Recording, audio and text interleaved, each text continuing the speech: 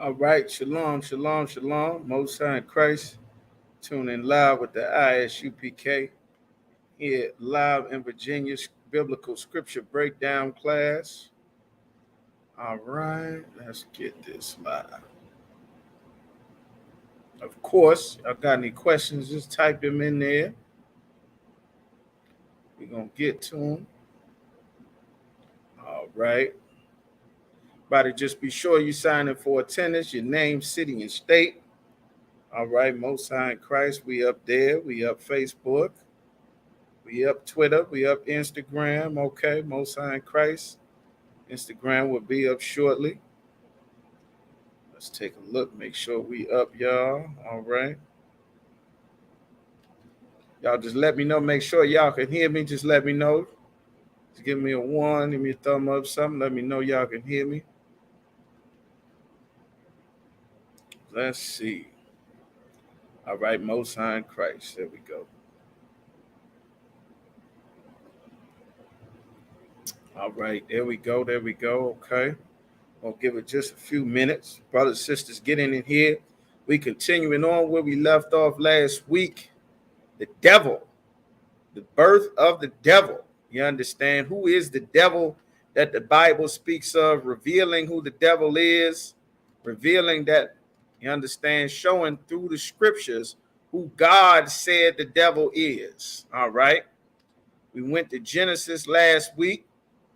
Got into the birth of Cain and Abel, the mark that the Lord put on Cain after he murdered Abel. You understand?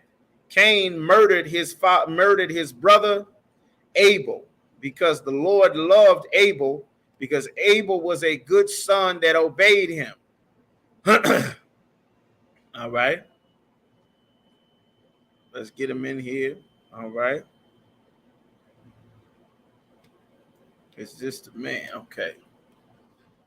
Is this the man? All right. Cain murdered Abel. The Lord had sacrifices. We went into Numbers, the 27th chapter, showing that law on sacrifices that Adam taught to his sons. Adam taught his sons, Cain and Abel, God's laws on sacrifices, which is why they knew that they were supposed to bring sacrifices unto the Lord. They knew they were supposed to bring sacrifices to the Most High.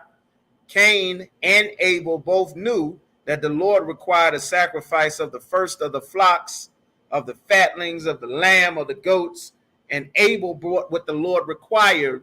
But Cain decided, just as the spirit of the devil, the spirit of the oppressor, he brought what he felt God would accept, which is where Christians get that spirit from. God will accept whatever I want, whatever I decide to give to God. You understand? You know, God knows my heart. Cain tried to pull that same nonsense on the Lord in the Garden of Eden. And of course, the Lord did not accept it. All right. Is this the man? All right. Narrowly.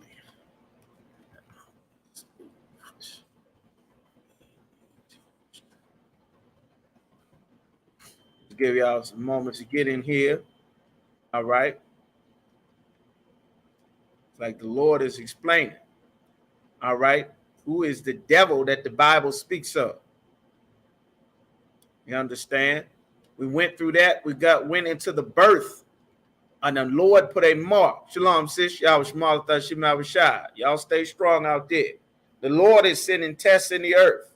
You want to test to see if brothers and sisters is strong, if you are really about this serving the Most High.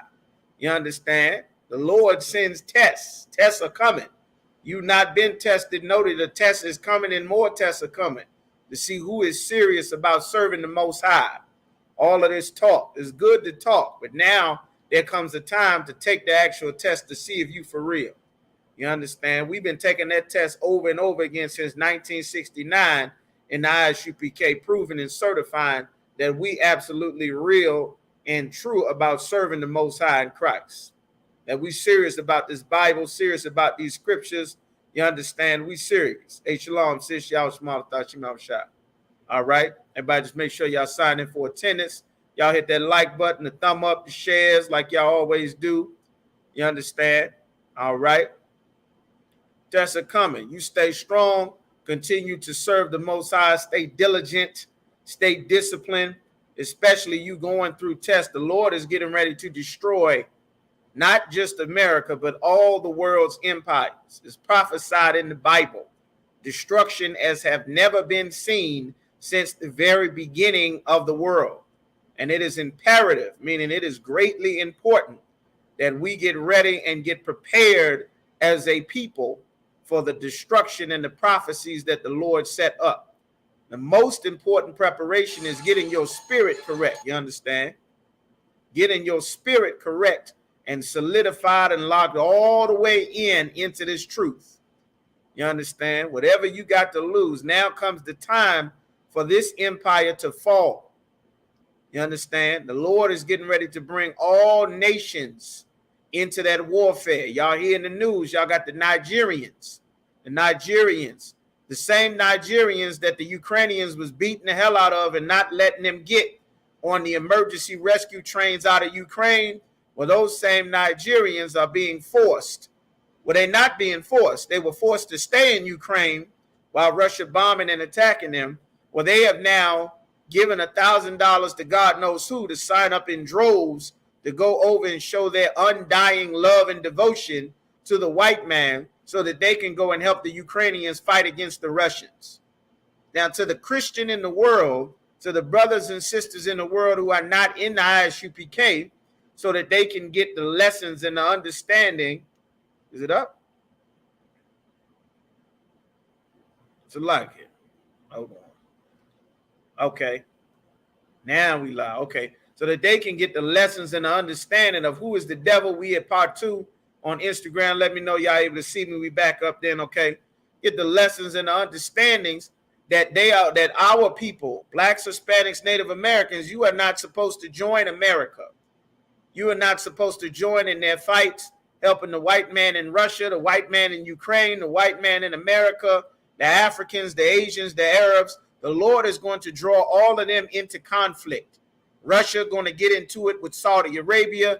Everybody is being forced to pick sides, just like just like how our people have suffered in all kind of beefs and troubles and turmoils, like the beef between, you understand, Lil Durk and NBA Youngboy. Everybody being forced to pick a side, and that's what the Lord wants. You understand? One thing that blacks and Hispanics have not wanted to do is pick a side and stand for it. Our people that ran to join the Arabs, have ran to join the Africans with Kemet and Pan-Africanism, ran to go join and try to be a Muslim, try to be a Buddhist, a Rasta, want to get up underneath of everybody's skirt except standing for your true identity, which is serving the Most High, you understand, and getting in the one body for your people, building up your people and your nation so that we can get prepared and establish ourselves. It's what the Isupk has been doing since the 60s. You understand? So we getting into part 2 of who is the devil according to the Bible. If y'all missed last week's class, you can go back and watch it after this very detailed breakdown. The devil is a man, you understand? The devil is a man. The devil is not a red being or an angel with a pitchfork waiting for you to die so that you can go into some flaming pit forever where he can poke you with a pitchfork and torture you and you'll just burn forever and ever.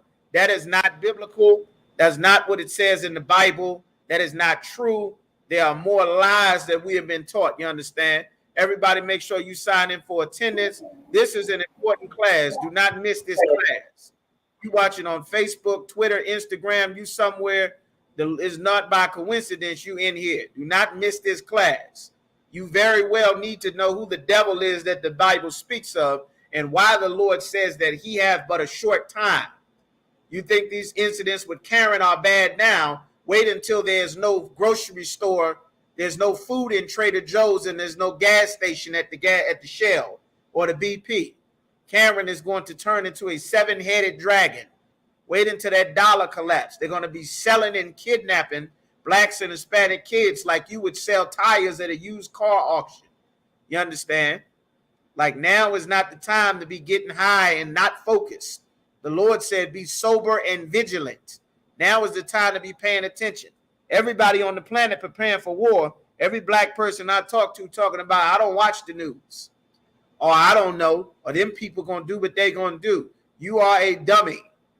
You understand? Which is why everybody buys up your neighborhood, sets up shops and businesses. Your homes are investment properties. Everybody comes up over you because you don't know what to pay attention to, because our people are in this silly Christian spirit of singing and voting and marching, hoping that your problems will go away. You need to be in here and paying good attention, taking notes. Now it's time to actually learn what is in the Bible. You understand? We in fourth quarter, fourth and long. Now is the time to learn, like your life depends on it, like your children's lives depend on it, because it does. You understand? All right. So we in the part 2 of who is the devil. We're going to start with Genesis, the 25th chapter, where we ended. They were fighting. There were twins being born in Rebekah's womb. There were 2 different types of people. We're going to go to Genesis chapter 25 and verse 22. All right. We know when you're ready, Gad, I'm going to bring you off mute. Genesis 25 and 22. All right.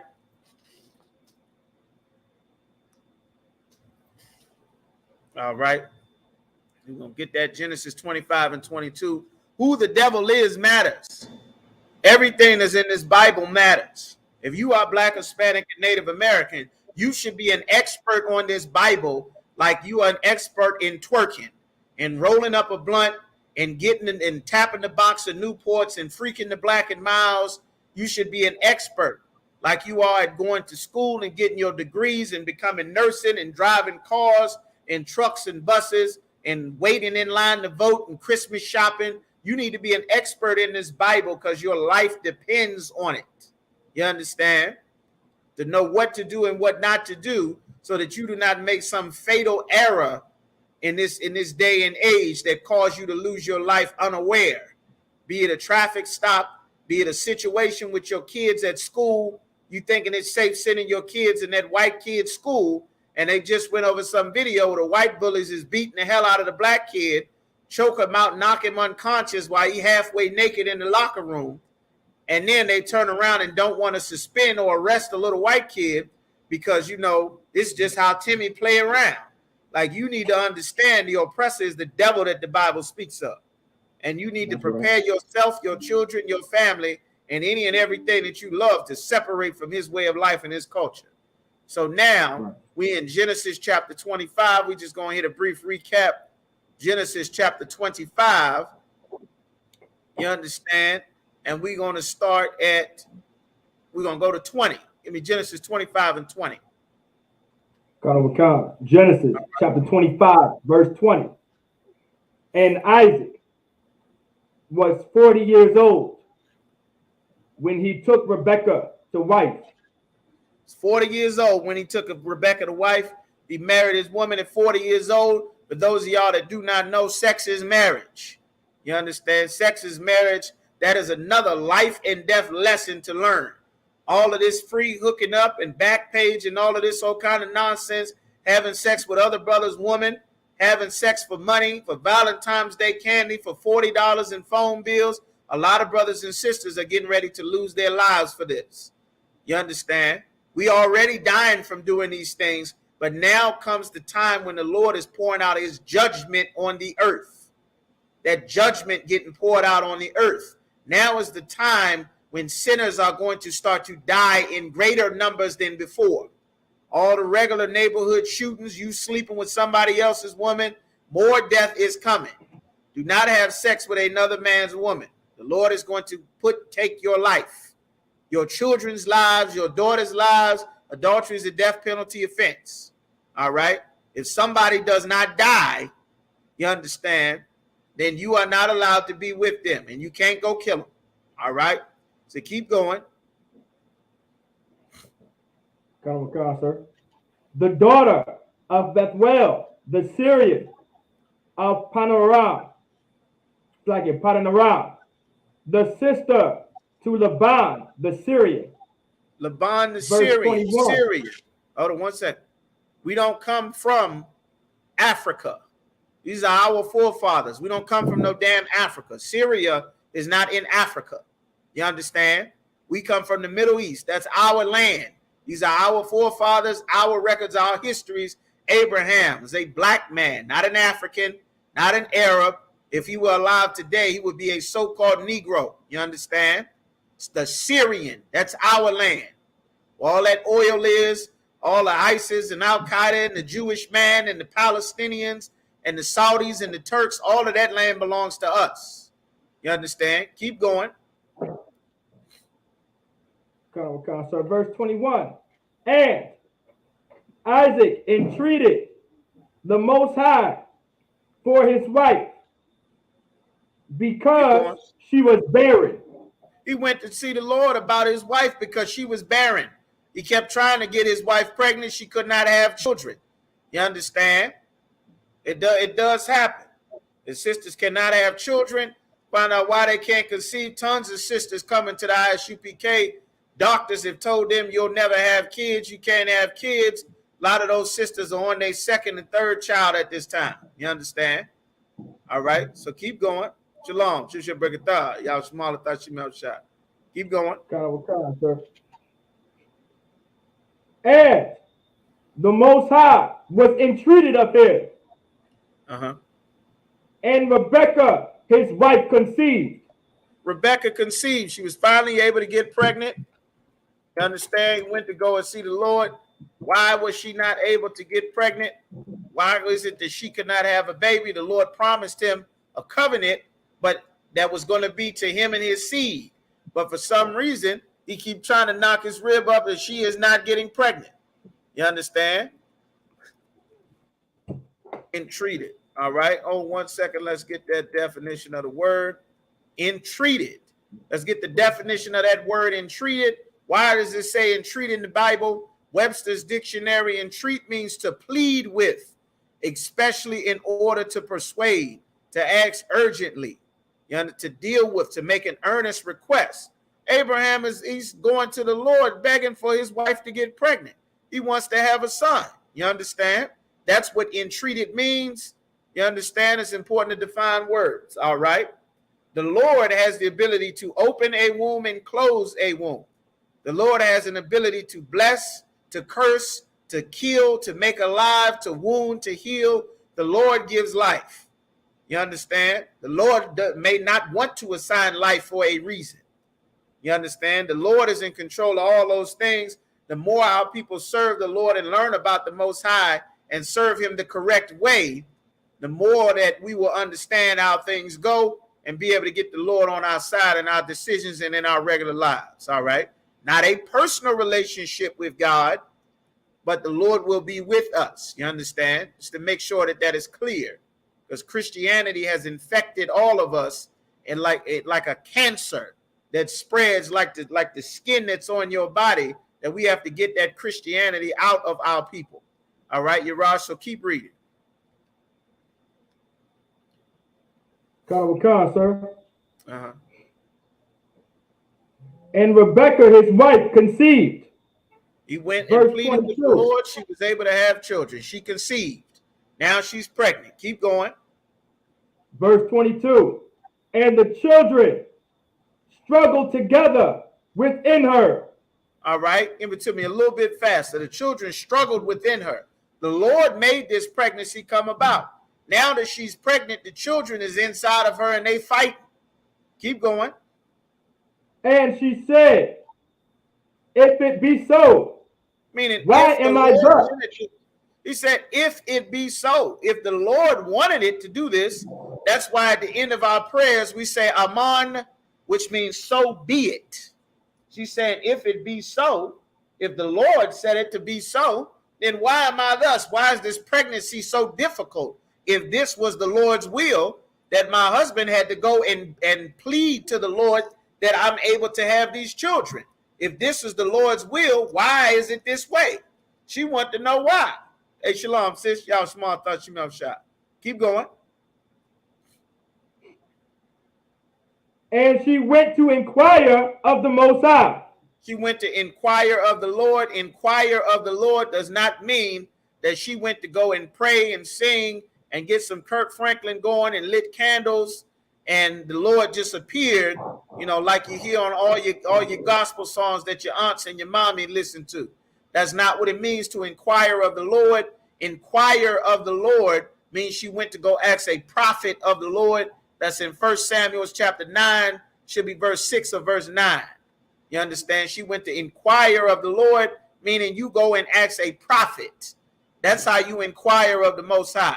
The Lord does not talk to you in whatever you think in your head and your mind.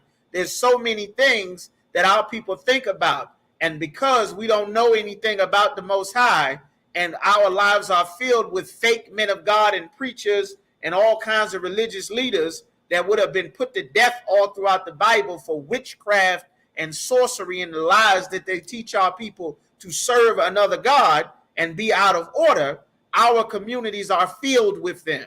That's why we have to say every time you see us speaking and teaching, we are not affiliated, and if you are not in the Isupk, you are not in the truth. So that everyone knows, which they do know, which is why they call us, even in their fake Israelite groups, and even though that they try to say that they don't, everyone knows who the authority is and who the Lord actually deals with is the Isupk. The FBI knows, the police knows. Anytime some fake Israelite does something or some nut that says that they doing something about the Bible or they're an Israelite, the FBI comes to talk to Captain Tazariak or Commandant General Yohana or Captain Laban or Shargapan. They all know. You understand? It's imperative to know who the prophets are so that you can inquire of the Lord the way that the Bible says, so that you do not follow whatever you think in your silly mind, so that I do not follow what I think in my mind. I'm going to follow what Commandant General Yohana said, and that is how you will know what the Lord says. That's how Rebecca knew. All right? This chain of command and having prophets in our nation has always existed from the very beginning. What you are seeing in the books of Genesis is the framework and the structure for how us to have the abilities and the gifts that the Lord gave us to us now have a structured, organized nation. You understand? Where things are in order. You understand? That has proper records of the kids, records of the land, records of the skill and the resources, records of the laws, where things are written down so that we are no longer a people wandering from place to place to place. We are established as a nation by the time Jacob and his sons come on the scene. This is what you are learning in the book of Genesis. We are still here with Abraham. The Lord is reestablishing his chosen lineage again, just like he did with Adam before the flood. Now he's doing it again with Abraham. This is important to know so that you understand the Bible. It's very relevant to understanding who the devil is, which is the topic of this class, part 2, who the devil is that the Bible speaks of. All right? So, keep going. Verse 23. And the Most High said unto her, 2 nations are in thy womb. 2 nations, 2 completely different races of people. A nation is a race. There are many races. There's 18 different nations on the earth. The Moabites, the Chinese are a nation or a race.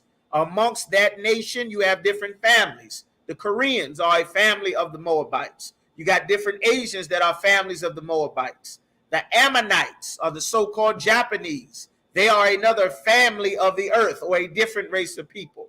The Ishmaelites or the so-called Arabs, they are another family of the earth. You understand? The Egyptians, the Montezorian or Mizraim, they are another family of the earth. The Ethiopians, the Cushites, they are another family of the earth. The South Africans, the Canaanites, the Philistines, they are families of the earth.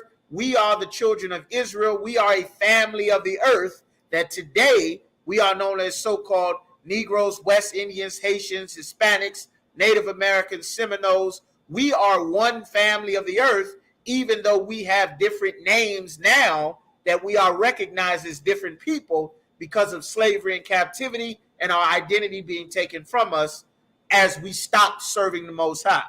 All right? The white man is the oppressor, is the Edomites. Understand? Another family of the earth. The Russians, the Ukrainians, the Jewish man, the French, the Dutch, Spain, Portugal, all of those families of white men are Edomites. Amongst Esau, There are different families, just like you have a family. You all are the Jenkins family, from great-great-great-great-granddaddy Jenkins. And then the Jenkins family, you understand, married with the Griffin family. And then the Griffin changed his name once he ran off the reservation. Now we're the Jenkins and the Griffins. And then Griffin married this person. And now we're the Jenkins, the Griffins, and the Johnsons, but we all come from great-granddaddy Jenkins. That's how you understand the Bible, you understand? Just to give us some better understanding about the families of the earth. These are things that free men understand. And to understand the Bible without the mindset of a slave, you have to be taught national things, things about a nation. A slave thinks of individuality because he cannot have a nation as long as he is a slave. That's why when you come into the truth, we have to teach you how to think like a free man. A free man is not an individual. The Chinese are free from immigration, customs enforcement, and police harassment because they are not individuals. They are a nation. Our people are not free because the Christian church says we got personal relationships with Jesus and we are all individuals. So we are a target as individuals. They do not do that to another nation.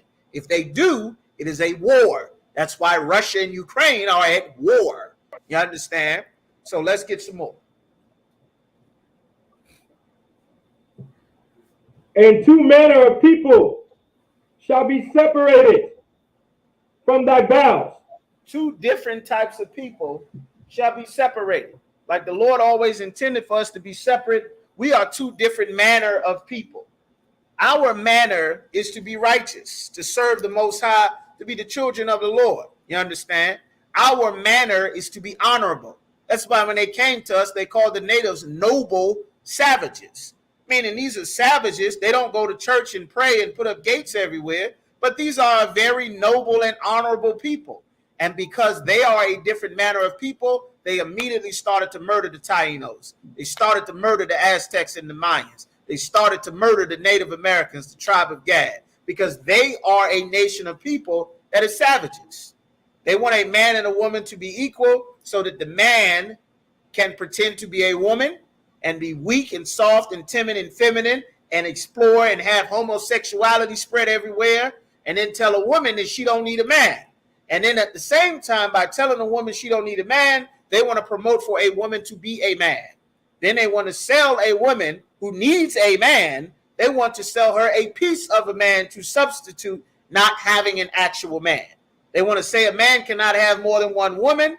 And then they will turn around and open up brothels, strip clubs, prostitution rings, all kind of things, because it is by nature a man can desire to have more than one woman. That's why the Lord put rules and laws in place for a man to deal with more than one woman and what is lawful and what is not lawful. From the very beginning, the seed of Cain, which is going to be reborn back in Esau with the mark of the murderer that the Lord put on him in Genesis 4, from the very beginning, the spirit of this man hates order. He does not want to be right. He doesn't want to obey the Father. He wants to be against God. You understand? He wants to take a woman away from her man so that he can rob, exploit her, turn her into a prostitute, get rich off of her, and then ultimately he wants to put on lipstick and a dress and pretend to be her and take over all the women's sports with some white man in a lipstick and a dress and a push-up bra with running all the damn track meets so that the little white girls can't win anymore. Winning all the, what's his name? Bruce Jenner, a 6-foot basketball man playing on the Olympic teams. He puts on a sports bra, lightens up his voice and a lipstick and a pair of heels, and all of a sudden he's woman of the year. By nature, these people are against God. This is why the Lord called him the devil that the Bible speaks of. The word devil means deceiver. These are his origins. All right.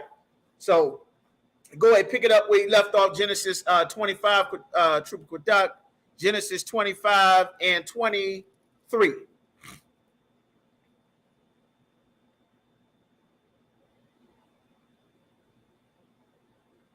And 23. You must be muted. Okay. All right, try it now. You got your mic muted. That's why it's not working. Salakia, sir. No And sweat. Go ahead. two, come. And the Lord said unto her, two nations are in thy womb, and two manner of people shall be separated from their bowels, and the one people shall be stronger than the other people. There's one people that's stronger than the other people. There's one people that does not need steroids to get muscles. There's one people that don't need all of these fertilizations and everything to have children. There's one people that will fill up the land in a quicker period of time than all the other people will. You understand? There's one people that you will put them in slavery and they will build your entire empire instead of dying off like every other people would just die off. There's a people that's stronger. You understand? Keep going. Come. And the elder shall serve the younger. The elder brother is supposed to serve the younger brother. That elder brother is Esau. The younger brother is Jacob. All right, we're going to skip down. Give me down to verse 25. Come. And the first came out red all over like a hairy garment. This was the mark that the Lord put on Cain. Genesis chapter 4, about verse 16. The Lord put a mark on him so that everyone can know that this is the murderer. This is the man that sheds blood in the earth, so that you can see the blood through his skin. And he's hairy all over. That's why they need Schick and Gillette and waxing and all of these things, which it is not unlawful to do. It is unlawful for you to shave your beard if you are a man, and shave your head if you are a man or a woman. That is unlawful. You understand? But it is, you understand? But these are a very hairy people, like a hairball, not like a normal man or woman. You'll see that if you look up the caveman, the Neanderthal, this is what was born. You understand? The Lord made him a certain way so that there was a mark that was set on the previous murderer of the earth. The Lord had that murderer born back into the earth with this mark, so that you can understand that this is the man that sheds blood, that reincarnation is in the Bible, and that the devil is a man. You understand? We're going to get into it, all right? So keep going. Come. And they called his name Esau. They called his name Esau, all right? They called his name Esau. Okay? All right? Take me down to... All right, you got Esau. Take me down to, let's see, the boys grew. Esau was a cunning hunter. Went over that in verse 27. He was a hunter. He was a man of the field. He hunted deer, hunted pigs, hunted people. He was a hunter. Jacob was a regular brother. He just want to hang out and chill. Do a little cookouts, go here, play some ball, play some music, chill out, dance. You understand? A regular brother. He was not like a Edomite that needs to constantly go out and murder something. It must kill something. Must wipe out the buffalo and the dodo bird and hunt the Bengal tiger and hunt, what was that lion's name? Cecil the lion, and go and capture blackfish and put Shamu in damn SeaWorld. Capture the dolphins and put them in jail so they doing tricks for fish in the goddamn SeaWorld. You understand? Like this is the spirit of their people. That's not the spirit of a black man. A black man is not trying to go into the woods and get stung by all the different poisonous snakes and ants to see how much it hurts. A black man is not trying to do that. If he does, there's something wrong with him. That is not our nature. To jump out of a goddamn plane for fun. Skydiving. That is not our nature to do that. You understand? You go in Esau military, he wants you to jump out a damn plane. That is not a black man's nature. You understand? Swimming with the sharks. That is not a black man's nature. Getting underwater, swimming with the sharks in the tropics. Black people's going to all run out the water. You're sitting on the beach. Just enough to get your feet wet, and then you're going back. You understand? Might take a dip, swim under a little bit. Other than that, you're going back. Like, that's our nature. You understand? We're not traveling around messing with everything, trying to kill everything. All the horror movies, all the movies you see, there's some ancient something that's buried and resting peaceful. Next thing you know, Some Edomites is coming to steal something. They let loose some ancient demon, some ancient curse, some monster, some creature that's supposed to be extinct. You digging in the polar ice capsules, some disease that's supposed to be done died off 1,000 years ago. They done dug the damn thing up and now it's spreading, killing everybody like The Thing or like The Cave or like all of the other movies. Esau will show you his spirit. That's why the Lord said these are two different manner of people, two completely different nations. All right. So let's see where we at. 25. Okay. All right. Now let's go to part of the same site. Abraham gave his son. We went through that last class. He gave his son the blessing. It came time that a father gives a blessing to his firstborn. The firstborn is supposed to inherit everything that the father has. The majority of everything, all the blessings, the control of his power, his estate, it is supposed to go to that firstborn son. It is not supposed to go to a woman. It does not go to the woman. The woman does not inherit all of the father's land and the estate and everything. Why is the woman not supposed to inherit all of it? Because a man can have more than one wife. You understand? And the first wife, there is no first wife blessing because the first wife might not be the wife that he has the firstborn son with. The first son might come from the third wife or the second wife. So the inheritance is to be tied to the man so that the land stays with the people. It stays with the family. One thing that you'll see is our communities didn't start selling all of the things that we worked so hard for all of the previous generations. The homes, the businesses, all of these things got sold once the generation that mommy ruled the family took over. You understand? The generation that mommy ruled, once mommy was in charge of the family, that's who sold everything. That's who sold Jet Magazine. That's who sold BET. That's who sold the houses, the neighborhoods. This idea of us holding and maintaining territory, holding on to it, passing it down for generations, that's a masculine thing. You understand? It's important. It takes men to hold a land, to hold territory, armies, soldiers, sons. That's very important. You understand? Okay, we got a question here. Hebrews 13:8 says what it says. How come we don't see the same two nations being in a woman's womb? Let's take a look. Hebrews chapter 13 and verse 8. Let's take a look. Sir. Hebrews chapter 13 and verse 8. Let's see. Let's see what it is. Want me to read it when I got it, sir? Are you sure it's Hebrews 13 and 8? Go ahead and read it. Sir. Hebrews chapter 13, verse 8. Yahweh Shai Mashiach, the same yesterday and today and forever. Okay. I'm not sure if that's the scripture you were looking for, sister, but it doesn't say anything about two nations. Maybe you got a different scripture that you're looking for. I don't see what you're saying about two nations. If you could type a little bit more on your question, perhaps we'll be able to get to it, but I'm not seeing two nations on there. All right, so just go ahead and type that in so we can take a look and see what your question is. All right, let's see.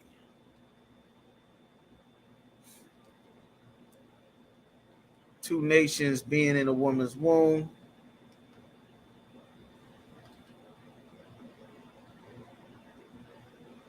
All right, no sweat. Once you type that in, we'll be able to get to that. Okay, go ahead and type that in to see what else you mean. And that doesn't sound like that was the scripture you were looking for, Hebrews 13 and 8. All right. So once you get that up, we'll come to that. So let's see. All right, so let's get moving there with Isaiah. Genesis chapter 25. We see that the Lord had blessed. It was time for the firstborn son to get the blessing. Now we're going to see what it's saying. Let's see what grief to Isaac and Rebekah. touch of his man or his wife. Salaki, I think it's 27. A famine in the land. We got to go through Garage. Should be 27. Once Abraham dies, he's getting old. It's time to give the blessing to his son. All right, let's see. Isupk come now. All right, so let's see. Genesis 27.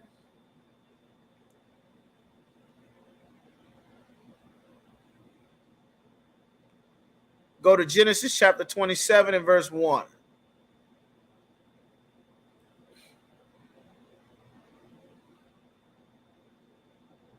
Come. This is the book of Genesis, chapter 27, verse 1.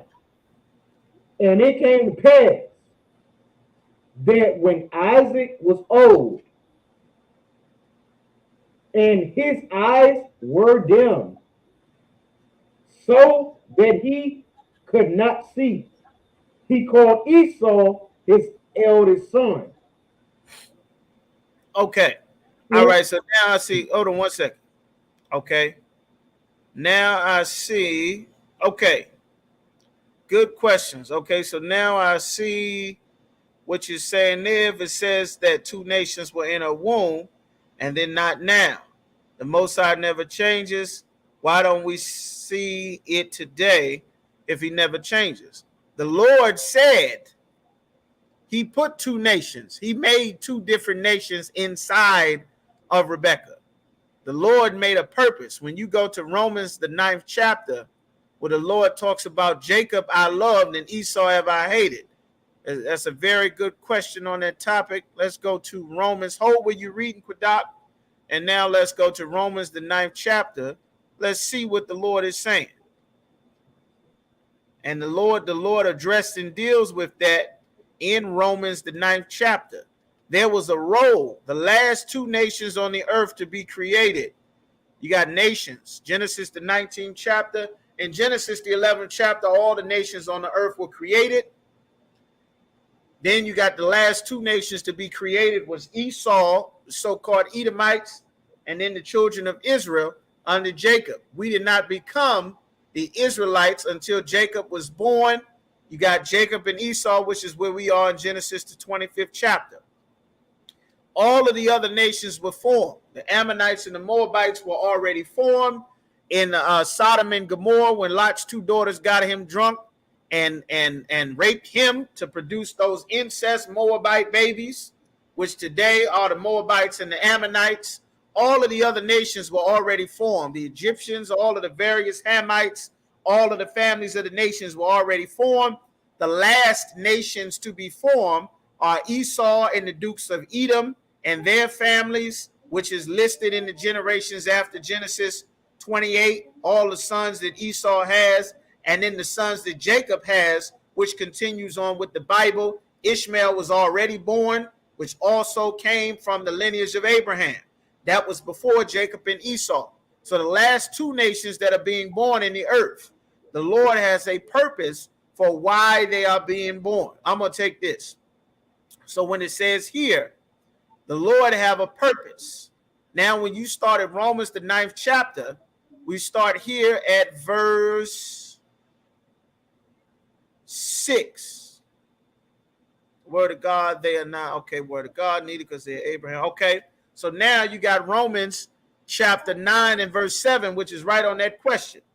It says, neither because they are the seed of Abraham are they all children, because Abraham had children that were not just. The Ishmaelites come from Abraham. Isaac comes from Abraham. Jacob and Esau come from Abraham. That's not the reason are they all the children of the Lord. In this 9th chapter, Paul is stating out some important things in lineage, because a lot of people try to lie on Paul, saying that Paul was teaching the other nations of people, saying that they could be saved because that was the actual gospel message that was different from what the rest of the Bible and what Peter was saying, which of course we know that that is a lie. That's why Paul starts in Romans 9 and 1. I say the truth in Christ, I lie not, my conscience bearing me witness. Verse 3 says, I wish I were accursed for my kinsmen according to the flesh. Verse 4 says that they're Israelites who pertain to covenant, the adoptions, the glory, the giving of the law, Verse 5 says their fathers are in the service of Christ. So now when we get to verse 7, he's specifying even more. Not because they are the children of Abraham, are they all children, but in Isaac shall thy seed be called. Isaac had Jacob and Esau. Now we're getting right to what your question was, sister, about Jacob and Esau. That's why just before you asked this question, we were talking about rights and lineage. Very important thing. These are very important legal concepts that only a free man cares about these things. Like owning land, like being in charge. These are things a free man thinks about. So now, when he talks about in verse 8, it says, that is they which are the children of the flesh, these are not the children of God, but the children of the promise are accounted for the seed. Now, he's getting a little bit further. Verse 9, it says, and this the word of promise. At this time will I come, and Sarah shall have a son. Sarah had more than one son. Sarah shall have a son. Her son was Isaac. This is talking about the backstory for the previous books of Genesis. Verse 10 says, and not only this, but when Rebekah also had conceived by one, even our father Isaac. Verse 11 is getting into your question, for the children being not born yet. They were not born yet, neither having done any good or evil, that the purpose of God, of the Most High, according to election might stand. Not of works, not of the works that they actually did, because the children had not done good or evil, but of him that calleth. There was a purpose why the Lord had two nations inside of Rebekah's womb. In verse 12, it says, it was said unto her, the elder shall serve the younger. That's what we just got finished reading. Verse 13, as it is written, Jacob have I loved. The Lord loved Jacob. But Esau, which is that other son that was a part of Rebekah, the children that is talking about in verse 11, that is talking about in verse 12, this is talking about Jacob and Esau. Remember, this was not based on what they did before they were born. This was based on the Lord's purpose that he had set up. Very important. That's why Paul is writing this. The Lord is telling Paul to write this. You understand? What shall we say then? Is there unrighteousness with God, since the children haven't done anything good or bad? He loved one son and hate the other. What shall we say then? Is God unrighteous for loving Jacob and hating Esau? God forbid. No. Verse 15 says, for he saith to Moses, I will have mercy on whom I will have mercy, and I will have compassion on whom I will have compassion. You understand? Now we're going to skip down to verse 17. For the scripture saith unto Pharaoh, he's doing a comparison, even for this same purpose have I raised thee up. There was a purpose the Lord raised up Esau. The Lord had Esau be born into the earth for a purpose, the same way the Lord had Jacob to be born for a purpose, the same way the Lord had Pharaoh to be risen up to be cruel to the children of Israel for a purpose. You understand? He didn't switch up. This was his plan from the beginning. I'm going to use a parallel. I'm going to finish reading and I'm going to use a parallel, right? Everybody remembers, well, everybody might not be old enough, okay? Everybody should be old enough to remember Mike Tyson. You understand? Everybody remembers seeing, at some point in time, you remember seeing a Mike Tyson fight. They booking the fight. There's a pay-per-view. There's press conferences. Mike is talking crazy. Everybody talk, Mike talking crazy. I'm going to eat your heart. I'm going to eat your children. I'm going to do this and this and that, all at the press conference. That made everybody want to see the fight. And everybody was used to Mike being the champion. Mike was the big dog. Mike knocked you out in a few seconds. Mike been knocking people out since he was 17 in the Olympics. Everybody knows Mike's reputation, just like everybody knew George Foreman's reputation. Y'all might not be old enough to know George Foreman if y'all haven't been around boxing for any number of years.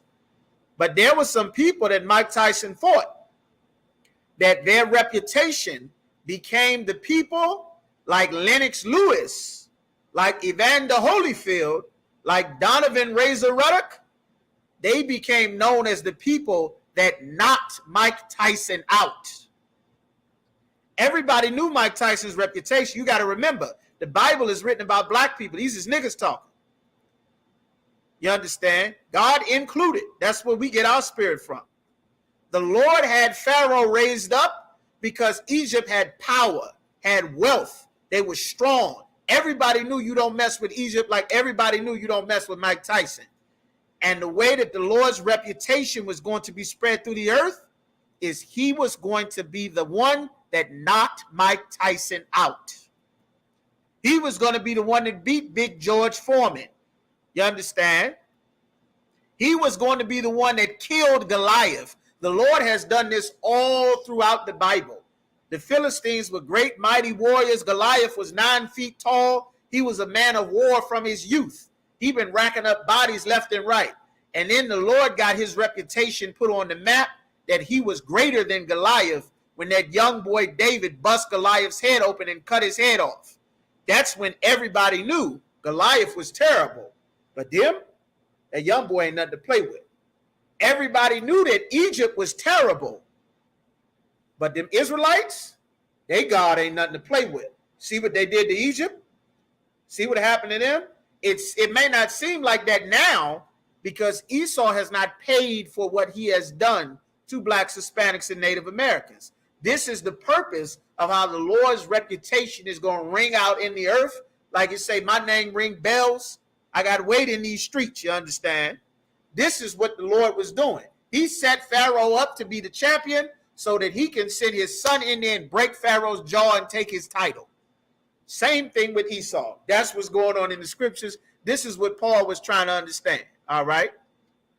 Okay, you got it now, Most High in Christ. I'm going to just finish it real quick for the rest of the brothers and sisters that's listening so I can just give y'all the rest of it in case y'all don't have it either.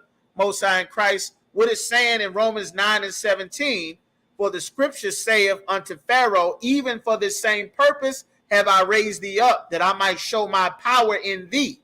Remember, we were the young boys. We were the underdogs. We were the ones that humble, get your head down and go to work. I'm trying to follow protocols. I don't want no trouble. I'm just trying to do the right thing, just take care of my kids and my family, go back to my neighborhood. And then every day is somebody to just keep messing with you, just keep effing with you. Want to take your lunch tray, knock your books off the desk, want to steal your shoes, talking bad about you on the internet.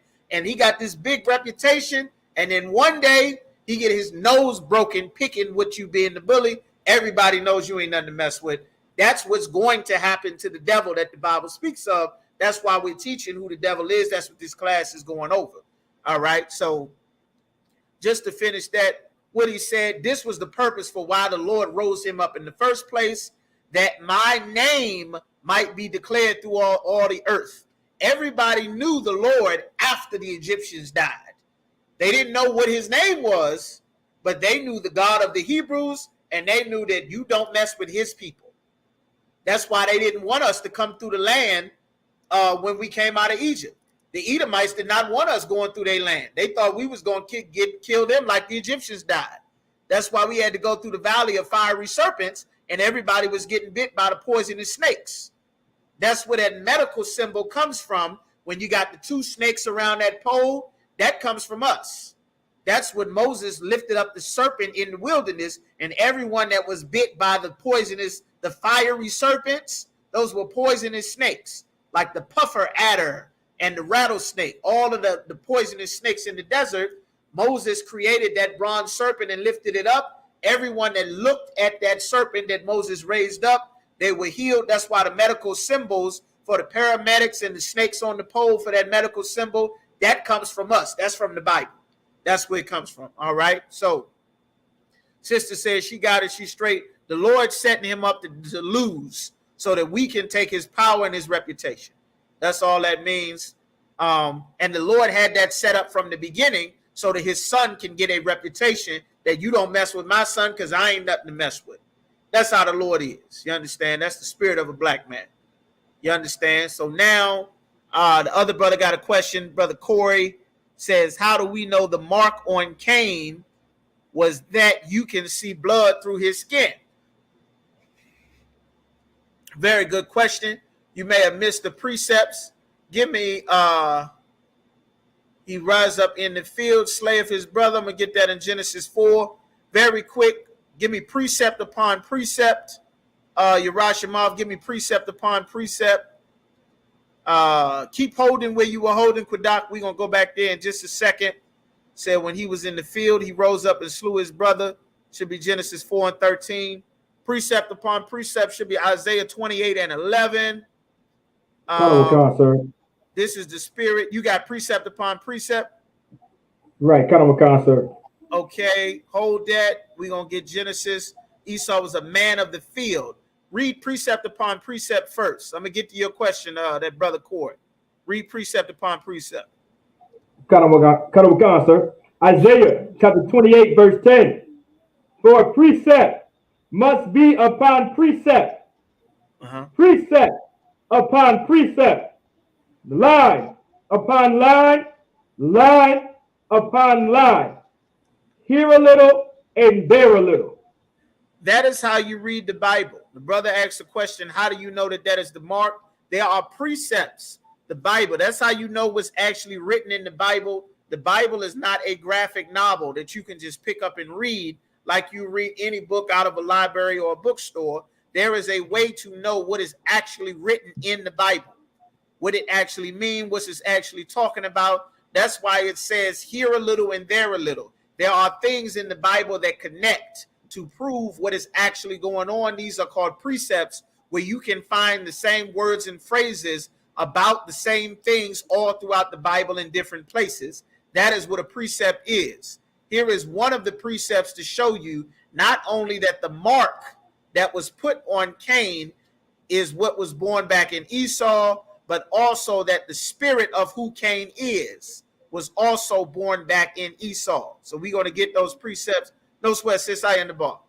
All right, so now we're going to go to Genesis chapter 8. We got one that was rejected by the father, which was what we went over in the last class. I'm going to read it real quick to get it. Genesis chapter 4 and verse, let's see. Genesis chapter 4 and verse 3. All right, Abel brought up. Okay, Genesis chapter 4 and verse 4. Abel is giving an offering to the Most High because they know that the Lord requires an offering. There's certain offerings the Lord requires. Abel brought what the Lord requires. Cain brought what he felt the Lord should have. He didn't do what the Father required, and he was rejected by the Father, which is an important part of the precept, which is why we're going over starting in Genesis, okay? Now, in verse 5, you got Cain being very angry because the Father did not accept him.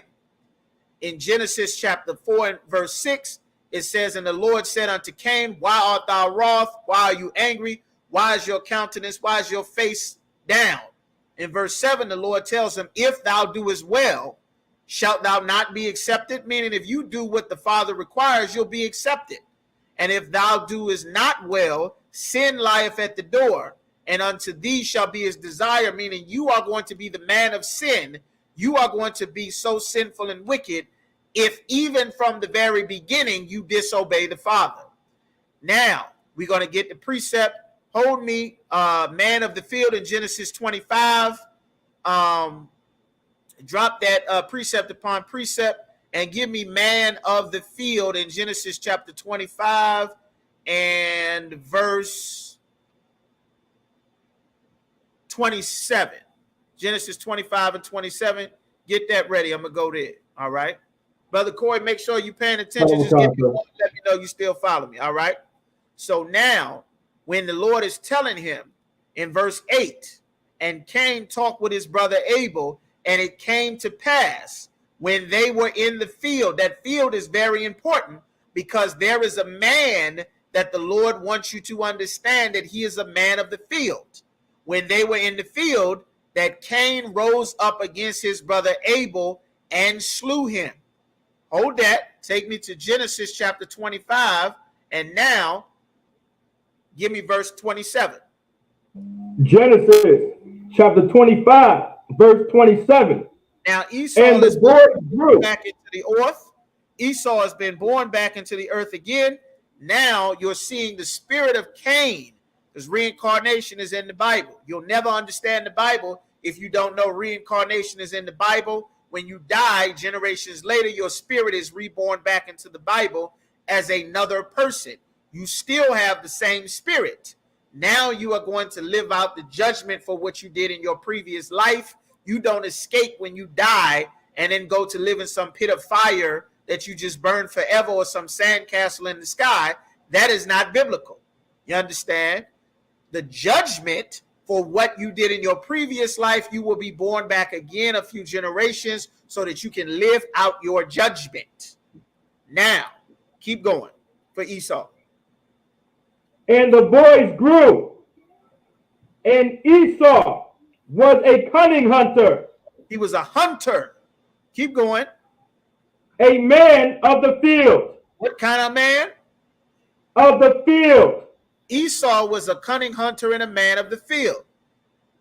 Cain murdered his brother Abel in the field. It's written there for a reason.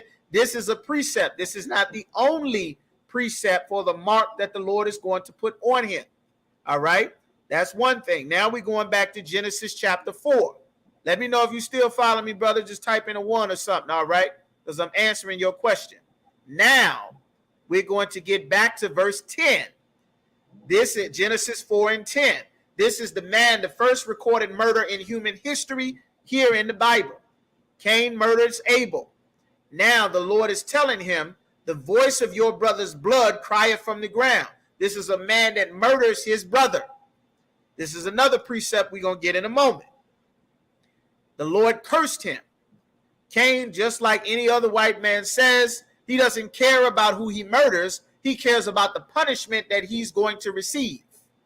He said, and Cain said unto the Lord in verse 13, my punishment is greater than I can bear. That's too serious. Never mind about this person I just murdered. I only care that the punishment is too steep. Everybody that finds me is going to kill me because they know that I'm a murderer. Verse 15, the Lord curses him, and he says, and the Lord said unto him, therefore, whosoever slayeth Cain, vengeance shall be taken on him sevenfold. And the Lord set a mark upon Cain, lest any finding him shall kill him. There was a mark that was put on Cain. This is describing who the devil is and what is that mark that's put on Cain. We're developing that into the story. We're going to speed up because we at about 8 o'clock. Now, the mark that's put on Cain. This is a man of the field. It's telling you about Cain. Also, Esau is a man of the field. He's got a mark on him that makes him different, something that's different, so that everyone that sees him will recognize that this is someone different. That's the second thing. You understand? He murders his brother. That's a third thing. These are precepts that are important to who Cain is. You understand? His children are murderers, the descendants.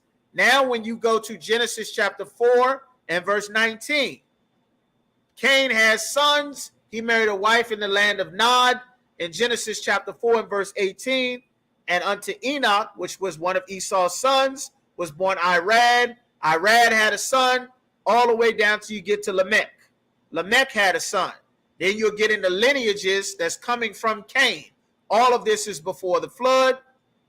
Now, in verse 23, his generations, the seed of this man that put murder into the earth, which is Cain, it says, and Lamech, which is the descendant of Cain from his lineage, said unto his wives, Adah and Zillah, hear my voice, ye wives of Lamech.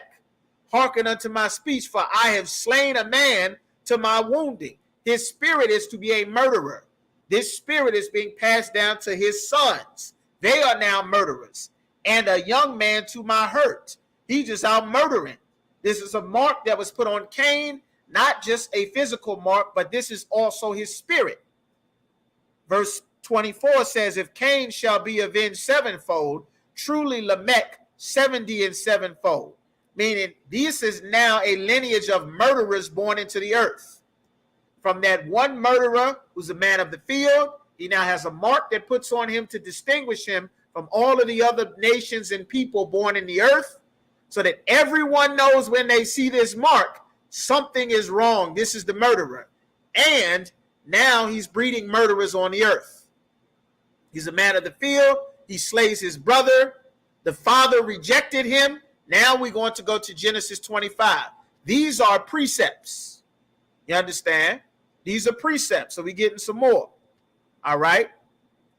Genesis now 25. I'm going to read it just so I can go quicker to get with him. So now when we go to Genesis 25, what we just finished reading about 10 minutes ago, there are twins being born, Cain and Abel, inside of Rebekah. They having a rough pregnancy. Now, when she's delivering the babies, Genesis 25 and 25 states the first of those twins that she's pregnant with that have been fighting in her womb came out red all over like a hairy garment. And they called his name Esau. After that, his brother came out.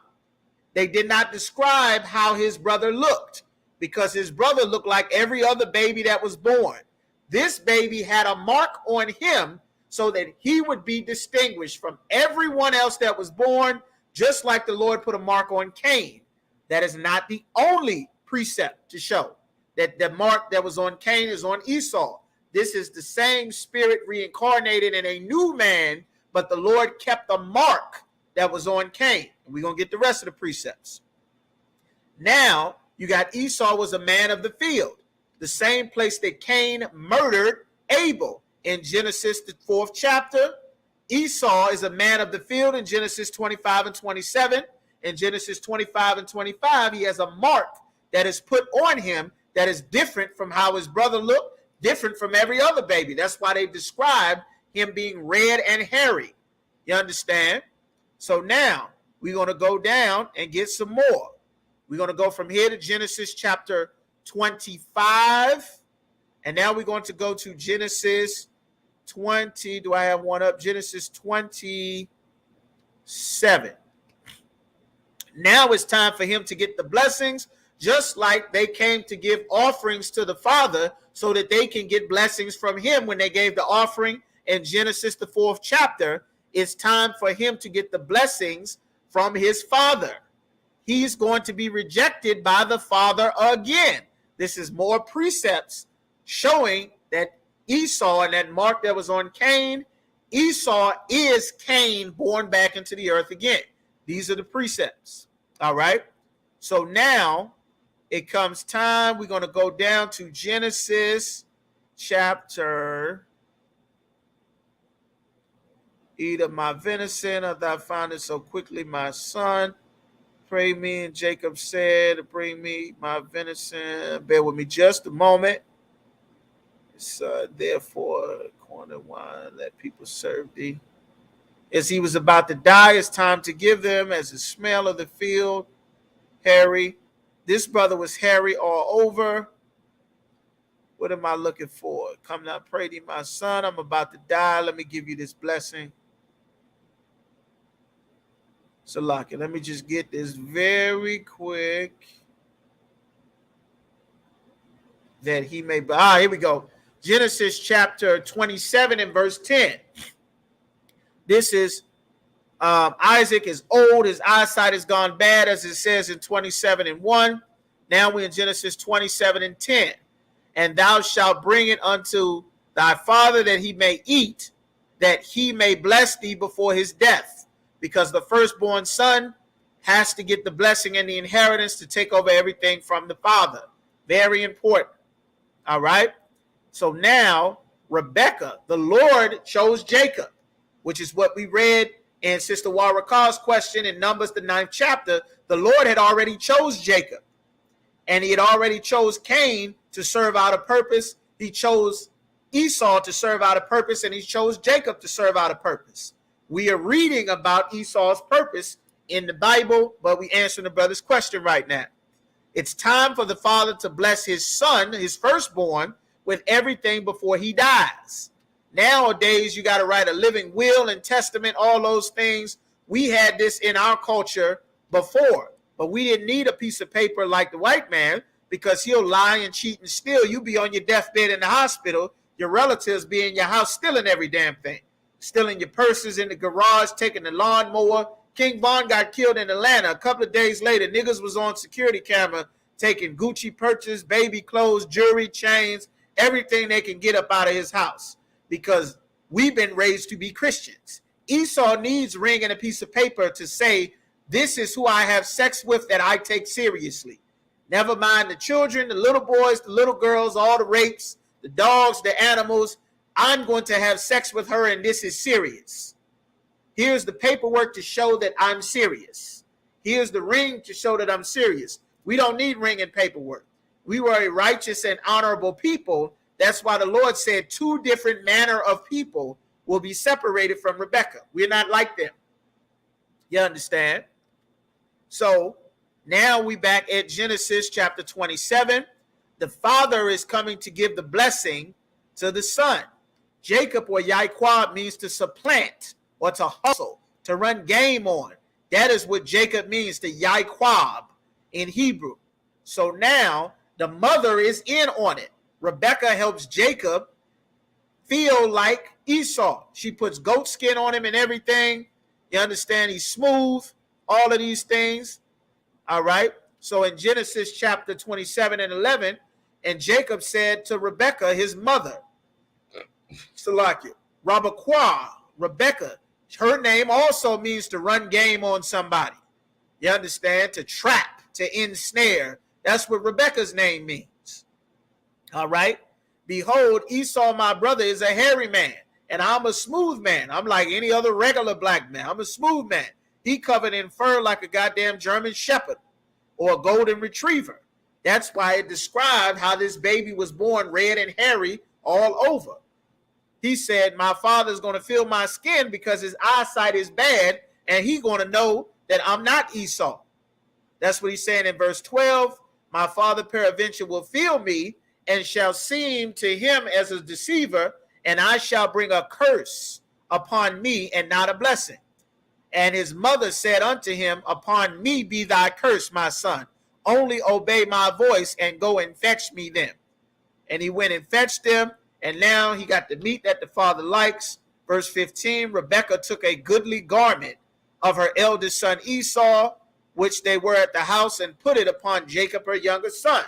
Jacob killed animals in the field. He got fresh fur and all kind of garments. So he puts it on Jacob. So when the father feels Jacob, he'll feel hair instead of smooth skin like a black man got, or like a Hispanic Native American brother got. So now we're going to skip down to Genesis chapter 19. And Jacob said unto his father, I am Esau, thy firstborn. I have done according as thou badest me. I pray thee, sit and eat of my venison, that thy soul may bless me. He thought that this was Jacob. He thought that it was Esau. So now he's thinking that he's blessing Esau, and now he's feeding him the meat, the food that he likes to eat, that venison, which is deer meat. For those of you listening to Christians talk about we never ate meat before, that's a goddamn lie. We ate deer and ram and lamb and chicken and lawful birds and fish and the greens and corn and wine and cucumbers and onions and potatoes. We ate all of that. We ate cheese. We ate butter. We ate cheese, the kind of milk, the butter, the cheese, olive oil. We ate all that. And we ate vegetables of the field because we were farmers. We were also shepherds and sheep herders. We always ate meat from the very beginning. Don't let them vegans tell you that nonsense. That ain't true. And them rosters getting high smoking weed. We never did that. You understand? But let's get some more. It came to pass, he blessed the brother. Now, he blessed Jacob. All right? So now, we at Genesis 27 and 32. And Isaac, his father, said unto him, who art thou? And he said, I am thy son, thy firstborn Esau. And Isaac trembled very exceedingly and said, who? Where is he that have taken venison and brought it to me? And brought it me, and I have eaten all that thou camest. I have blessed him, and he shall be blessed. And when Esau heard the words of the father, he cried with a great exceeding bitter cry. and said unto his father, bless me even also. And he said, thy brother came and ran game on me. I'm paraphrasing in 35. And now he said in verse 36, and he said, is he not rightly named Jacob? For he have supplanted me these 2 times. Jacob means to supplant. He took away my birthright, and behold, now he have taken away my blessing. The same way that Abel got the blessing from the father in Genesis 4, Jacob got the blessing from the father in Genesis 27. This is in addition to Cain being a man of the field, where he murdered his brother Abel. Esau is a man of the field. Cain got a mark put on him, make him distinguishable from everybody else. Esau is born with this mark on him that makes him distinguishable than everybody else that was born. All of these things are precepts, evidence to build the case further and further. Now, here we goes. Now, Isaac dies. He gives the blessing. Esau is pissed. Now he says, thy sword shall live, verse 40. We in Genesis 27 and 40. By the sword shall thou live, and thou shalt serve thy brother. They were supposed to serve us. They aren't supposed to be in charge. That's why they destroy the world. They poison the water and the air, burn down the rainforest, cut down all the trees. Now everybody got asthma and they can't breathe. They take poisonous chemicals and make plastic bags instead of using damn potato sacks and hemp that has 0 carbon footprint on the planet.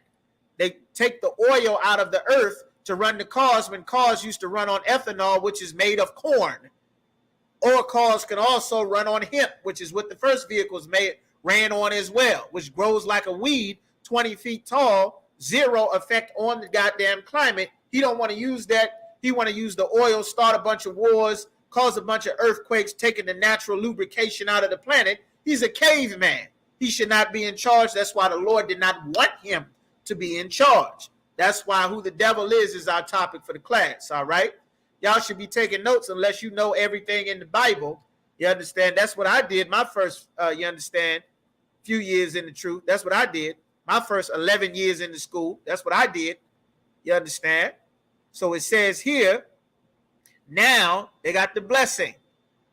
There's no blessing left. So he blessed him with the sword.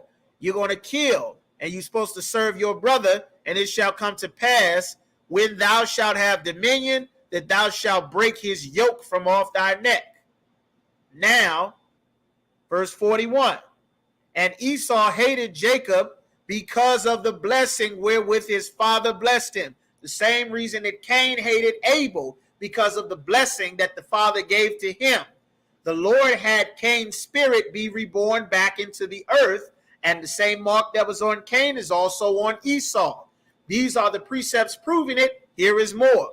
And Esau said in his heart, the days of mourning for my father are at hand. Then I will slay my brother. I'm going to kill my brother the same way that Cain murdered Abel, because the father blessed Abel and rejected Cain. Esau is going to murder Jacob because the father blessed Jacob, and now Esau did not get the blessing that he felt he should have, that the Lord did not want him to have anyway.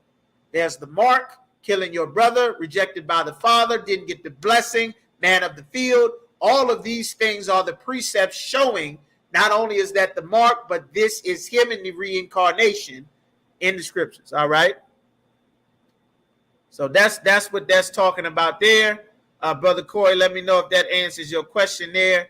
But we got to get moving on with the rest of the class. You can go ahead and type it in.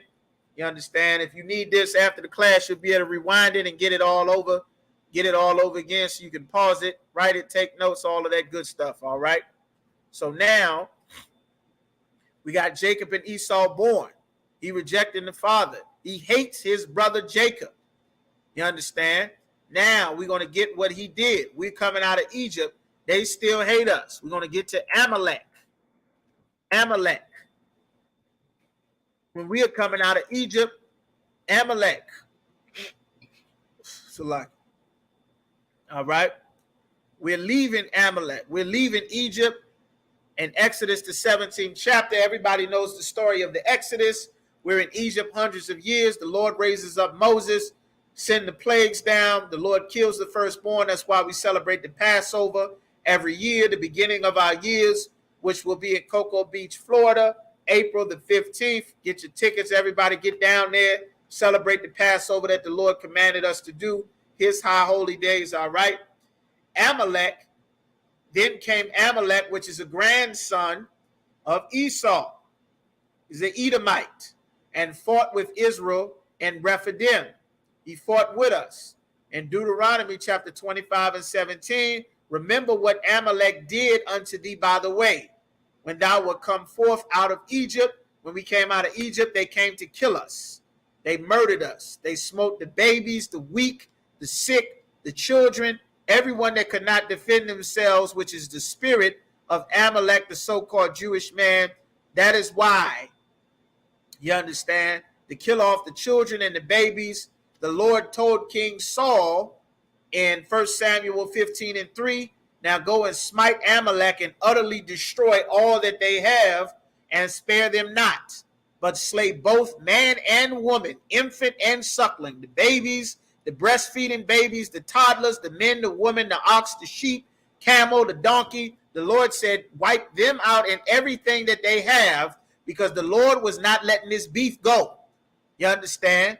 The Lord beefing with Amalek like you understand, like that goddamn O-Block, like the Bloods and the Crips, the GDs and Vice Lords, the Northern versus the Northern and Southern Hispanics beefing, the East and the West. The Lord beefing with Amalek until Amalek disappears from the face of the earth.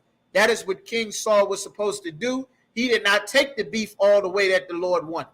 He wasn't about that beef that the Lord wanted. The Lord needed King Vaughn and Young Boy to run through there and wipe everybody out, to slide the proper way. King Saul did not slide the proper way. That's why the Lord rejected King Saul and chose King David. There is a purpose, just as a sidebar. There's a purpose for all these young boys shooting up your neighborhood. There's a reason. The Lord got them born in the earth with that spirit because they're supposed to do something. But they don't know what to do with that spirit because there's churches and mosques everywhere telling them to hug, love, and kiss everybody and forget about slavery. If they weren't in the street shooting up everything, all in Kensington and Virginia Beach and Portsmouth and Richmond, they're supposed to be in here learning what to do with that spirit until the Lord called for the bloodhounds to get the Lord's revenge when Christ returns. But they in the world, not knowing what to do with the spirit that the Lord put inside of them to be warriors and killers, so they just go and do what's natural to them, is just go and kill. They don't know what to do or how to deal with it. That's why it's so important that the Isupk be risen up with all the power and authority, and everyone else have nothing. That's the only way all these murders is going to stop in our communities. Everyone else has nothing. We have and are in control of everything. The manpower, the resources, the land, the finances, the say, the counseling, everything needs to be under the control of the men of the Lord. You understand? That's how we fix things. And that's what's getting ready to happen anyway. In just a short period of time, that's what's getting ready to happen. So now Esau is killing the children of Israel because this beef that Esau has had with Jacob, that spirit is carried out. Just like the spirit of being a murderer was passed down from Cain murdering Abel. Then generations later, his grandson Lamech is murdering people. Now Esau is the murderer, and he has the mark that the Lord put on Cain so that everyone knows that this is the murderer. All right? So now we're going to get this. The Lord, we're going to go to Genesis, the 28th chapter. All right? We're going to get some description. We're going to speed up through this. We're going to hit a lot of scriptures. We're going to get to Genesis, 28th chapter. Give me a nation from far. Islam captures a brigatah. Give me a nation from far, Yarash. What were you holding, Salaki? Kwadak, what were you holding, warrior? What I had you holding? Salaki, I was holding Genesis 27 and 1. All right, no sweat. We don't need that no more. We gone through that. Go to Deuteronomy chapter 28. Give me a nation of far. Should be 28 and 48. And Yarash, give me 28 and 16. We're going to kind of speed through these so we can finish this off tonight. We got about 30 minutes left. Give me 28 and 48. And give me 28 and 68. All right, go ahead. Shalom, Cap. Y'all shoot your Brakatah. Go ahead, Urash. You go first. You want 68 first, Khan? So like you said, you want 68 first? Khan, give me 68 first. Khan, sir. Deuteronomy chapter 28, verse 68. And the Most High shall bring thee into Egypt again with ships, by the way whereof I spake unto thee. Thou shalt see it no more again. The Lord said he was going to bring us, right, in ships. The Lord said he was going to bring us into a house of Egyptos, which is a Greek word meaning slavery or bondage, a second time. We physically walked into Egypt when it was 70 of us. There was a famine in the land of Canaan, which rightfully belongs to us, which rightfully belonged to Abraham, which rightfully belonged to Jacob and Isaac. All of that land belongs to us. From Syria to Turkey to Lebanon to Iraq, Iran, Afghanistan, all of that belongs to us. Israel, Lebanon, Palestine, Yemen, all of that, Jordan, all of that land, you understand, belongs to us. All right? So keep going. And there ye shall be sold unto your enemies for bondmen and bondwomen. Slave men and slave women, we were sold unto our enemies. This is a prophecy in the Bible. You understand? That's all I need from there. Now, give me what you got, Badak, a nation of fierce countenance. The Lord sent Esau against us because we disobeyed him. He said, I would raise up a nation against thee. This nation was the same one that wanted to slay us from the very beginning. The Lord had a mark put on him so that everyone will know who the murderer is on the place of the earth. Today, that has been known since the 50s or the 40s, the complexion for the protection. That red is called white, but it's really red. That's why they call themselves redneck, that white skin. You wouldn't see that with all the fur, without a Gillette razor and Brazilian waxing and French wax this and all of that to get that fur off of them so that they don't look like the golden retrievers that they love to lay in the bed and have sex with. They don't look like them with all of that. But this is Karen in the Bible. Keep going. Salakia, sir, is it Deuteronomy chapter 38, verse 49? No, we're in the 28th chapter, a nation of fierce countenance. 28 and 48. 28 and 48. Come. Come. Go ahead.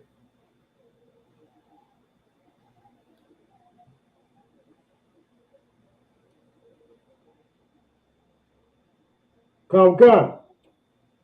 Therefore shalt thou serve thine enemies, which the Lord shall send against thee. The Lord sent enemies against us. You understand? Because we did not obey the Most High.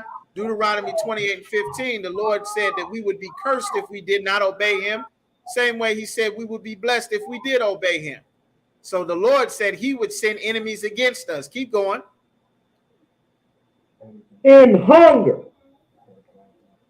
and in thirst, and in nakedness, and in want of all things. The Lord said he would send a nation against us in hunger, thirst, nakedness. You want clothes, you want bras, socks, drawers, anything you want. You're going to have to go to this nation. You want a house, you want school, you want some water to drink, a place to live. If you want to teach your children at home, you got to get permission from this nation. If you want to have a baby, you got to get permission from them with documents, paperwork, pay a goddamn fee just to get your baby out the hospital. You got to go through him. He got to have records of your birth. Otherwise, he'll call you an illegal alien and take your baby from him and put your baby in a dog cage. Just ask the Mexican brothers of the tribe of Isupk. Ask the Guatemalans and El Salvadorians and Haitian brothers and sisters what happens if he doesn't have you recorded down. It just take you and throw you in a cage somewhere like an animal. You understand? Keep going. Come. And he shall put a yoke of iron upon thy neck. This is a nation of people that put a yoke of iron upon our neck. You understand? They physically put iron and chains on us when they took us in slavery. Them taxes you paying is a yoke of iron. You pay off your house. You pay the regular taxes, taxes on your check, taxes on your purchase. Then you got to pay taxes on your land and your property. And if you fall behind on the damn property taxes after you done already paid taxes on everything that you purchased, he'll come and take your goddamn house away. That's a yoke of iron on you. If you're too poor, he'll charge you a fee for being too poor to pay for a fine that he fining you because you're too poor to do something. He'll take your kids away. You got to pay to get your kids back if you're too poor. Child Protective Services will come and get you. Immigration Customs Enforcement will take your children away if he don't have you recorded down properly the way that he want.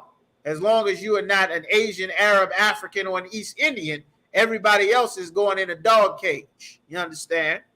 Like the Lord said he would put a yoke of iron on you. His holidays are a yoke of iron. You understand? Have some kids and not have money for Christmas, Halloween, birthday parties, and Thanksgiving, and you'll find out, if you're not in the truth, that there's 100 pounds of iron on your neck not being able to provide Christmas and birthday presents and Halloween presents. Show up to that Thanksgiving dinner without a dish. You'll find that these holidays are a yoke of iron on you. His lifestyle, that homosexual lifestyle that he promotes, let you be Dave Chappelle and say something against that lifestyle, that yoke of iron will get you thrown off of goddamn Netflix. You understand? Like, his way of life is a yoke of iron. Tell a man he can't have more than one woman, then you got him develop a goddamn sexual deviancy because you won't let him have another goddamn woman. Tell him that God loves everybody in his Christianity, and you'll put the kids in a child molesting religion for everybody to get abused until they commit suicide of a drug overdose or hang themselves in the goddamn basement that you find a letter from your kids. That's a yoke of iron. His entire lifestyle is a yoke of iron on our people, just like being in Egypt was bondage or Egyptos to us. You understand? So keep reading. Finish that off real quick. 49 and 50, Bubba Shaw. Just read it straight through. Come. Until he have destroyed thee. Verse 49. The Lord shall bring a nation against thee from far, from the end of the earth. From where? From the end of the earth. Why does it say from the end of the earth? Who can type in real quick? If y'all not quick on the trigger, I'm going to have to give it to you for time's sake. Go ahead, Uraj. God said there was only one nation on the earth that believed that the earth had an end. That's correct.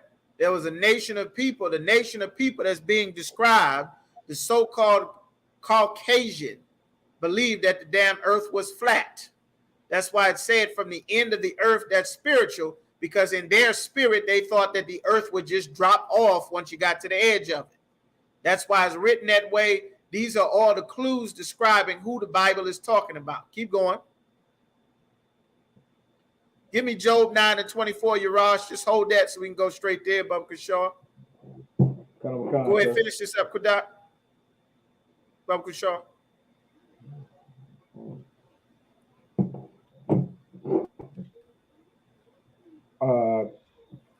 Salakia, sir. Give me 1 second. My phone is, I don't know where it is. It's acting. Might need to do it the old-fashioned way and grab a book. Come. You might have to do it old school. I came in the truth. We all had books, big, heavy books that we carried everywhere. Zondervan's, Apocryphas, King James, pictures of Caesar Borgia, dictionary, Babylon to Timbuktu. We had to carry all of that every time. Call it the Israelite rucksack. That's what it was when I came into the truth. Everything digital now. I do it the seek ye the old path. Get that book out there. Go ahead, hit 49, 28 and 49.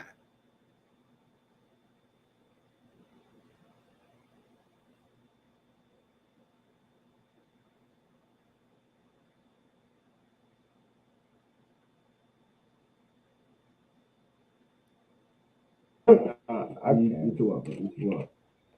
This is gonna That's be. you get it, brother. Important skill. You got to know your way around the Bible. The Lord, all this stuff gonna get shut down. This internet, this technology, all this old kind of stuff. Everybody gonna get ready to have to learn how to read maps again. Learn how to read the land and the territory and the maps. How to have books. They outlawing books like in 1984. Y'all remember that 1984, the book? Whoever's old enough to remember that book, 1984. The school board is getting rid of textbooks talking about slavery, talking about Jim Crow racism. They wiping out our entire history. You understand? All the records of what they did to us. That's why we bringing it out in the UPK and we holding on to records. You understand? Salakia, sir. I got it now. Read it. Go ahead, brother.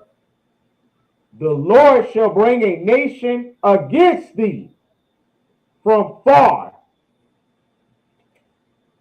from the end of the earth.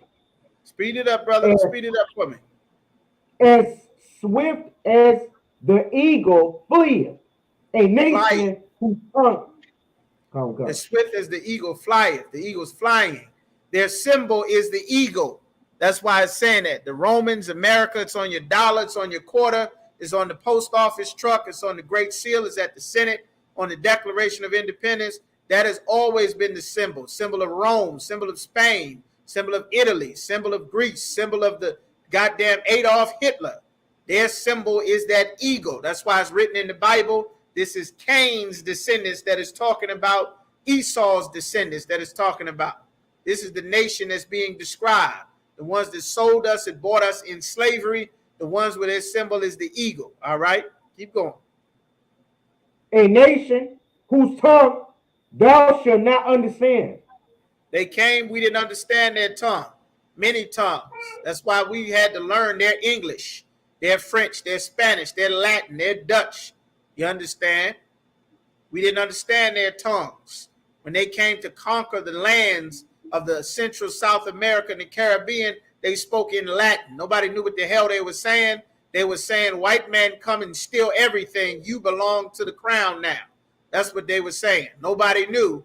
And then they started killing and enslaving people. And here we are today, speaking English. All right, keep going.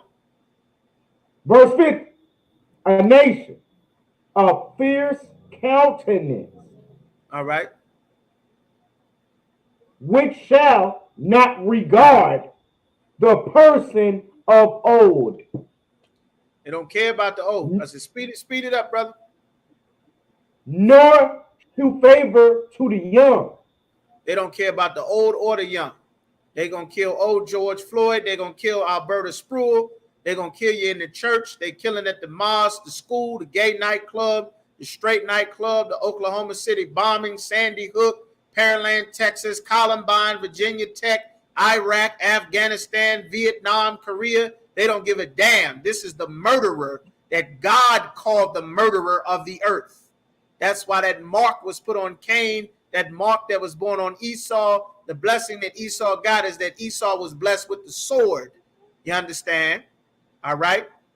The water, go ahead and drop that. Now we're going to go to, give me Job 9:24 real quick, and then we go into Isaiah the 14th chapter. Okay.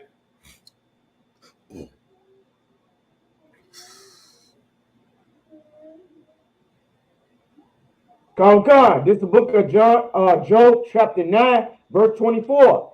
The earth is... You froze completely. I don't know what happened, but you froze up. It's given, he covered the faces. God. Am I there now? Yeah. Start it over now. God. The earth is given into the hand of the wicked. He covered the faces of the judges thereof. If not, where? And who is he? Damn right. The Lord said the earth is given into the hand of the wicked. There's a wicked man that runs the earth. There's a reason why homosexuality and the LGBT lifestyle is being pushed all over the earth. That was a European lifestyle and culture that they had for themselves. Them old skin tight pants on a man dyeing his hair all kind of pretty colors and pink, and wearing skin tight jeans, living like a goddamn rocker, a horrible drug addict, taking heroin, popping pills. Now we've integrated. What are your rappers talking about? Percocets, Molly Percocets, popping pills, getting high, skin tight jeans. That is our oppressor's culture. Why? Because he rules the earth. The Chinese don't wear their traditional Chinese clothing. The Koreans, the Asians aren't wearing traditional Asian clothing. What are they wearing? Suits and ties like the white man.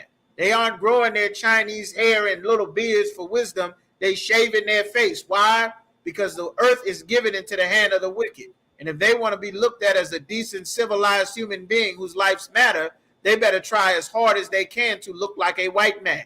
They better agree with democracy or work out some deal where they don't make them angry. Otherwise, they will put sanctions and stop your country from doing business, like they freezing the banks in Russia and telling McDonald's and Coca-Cola and Pepsi to cease all their business activity in Russia. They choke you and cut you off, starve you to death. You understand? That's this nation. So when God said the earth is given into the hand of the wicked, this is who rules. Do something they don't like. You believe your country is sovereign and you are free. That's what Saddam Hussein said. You know what happened to Saddam Hussein? White men that the Lord gave the earth to came with their missiles, their military, and pulled Saddam Hussein out of a hole in the ground. You understand? Bin Laden thought he was independent and free to be his own man. White men came and found Bin Laden in a cave and executed him.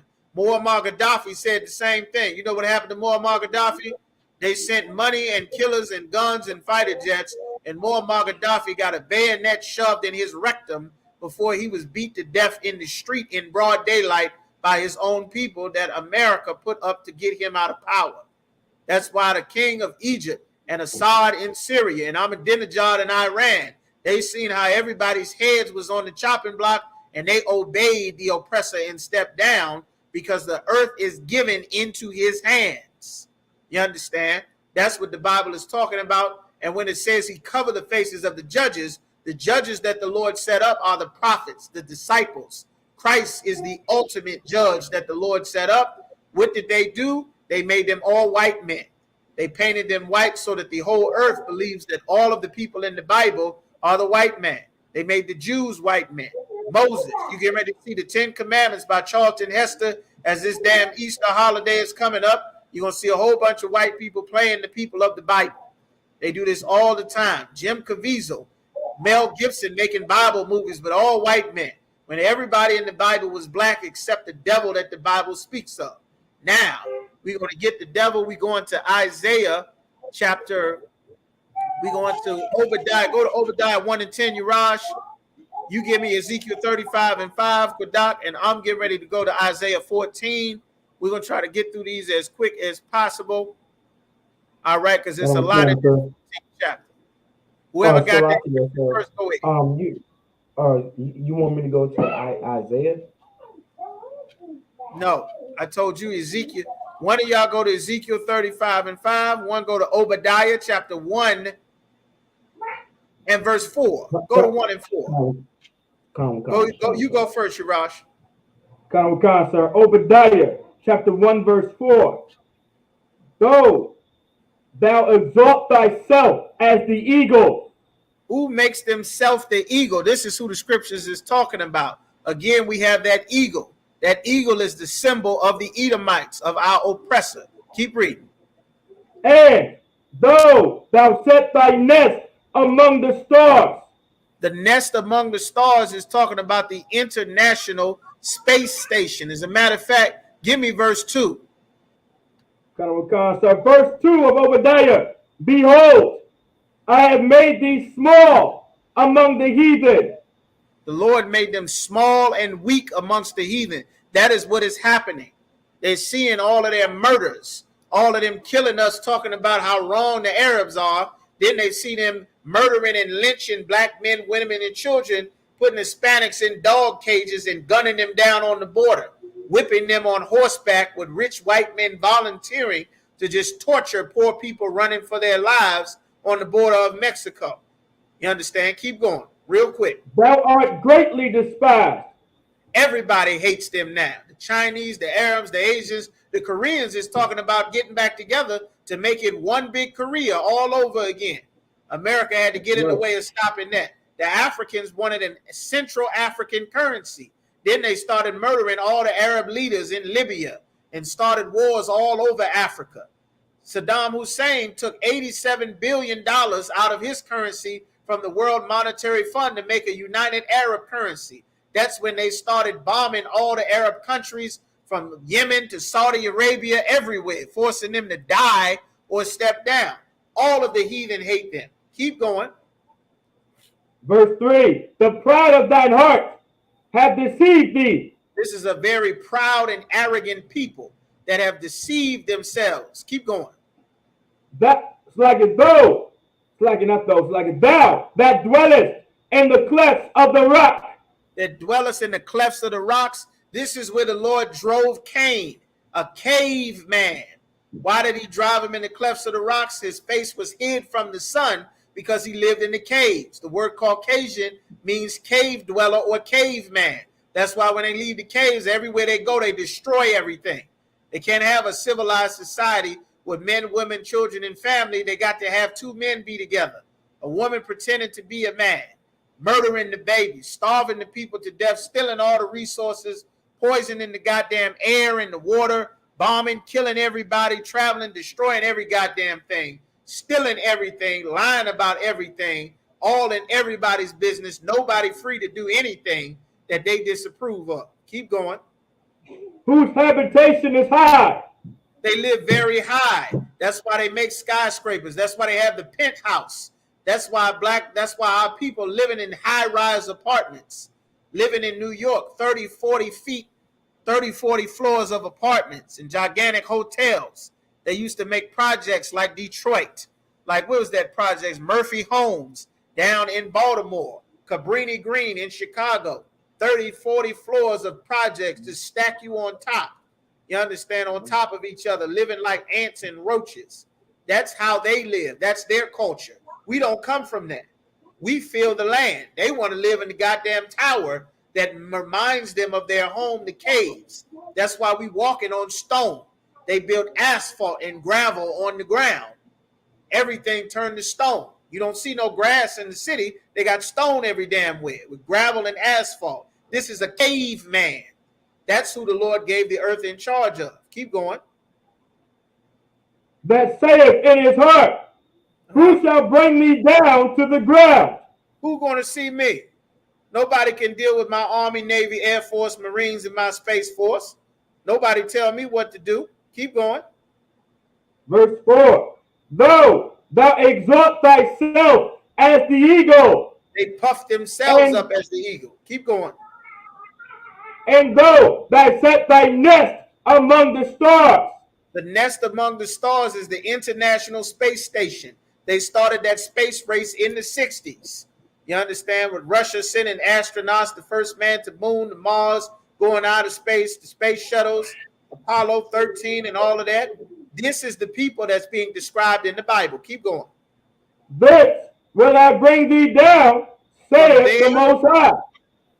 There, the Lord is going to bring him down. That's why in the 60s, the Lord brought the truth back into the earth in its force. The Isupk was established in the 60s, right around the time they were doing this international space race. That's when the Lord brought the knowledge of the truth back into the earth. We've been kicking it since 69. All right. Any more on that? Kind of, sir. Would you like me to skip down to verse 8, which you would want? Go ahead. Give me 8 real quick. 8, 10.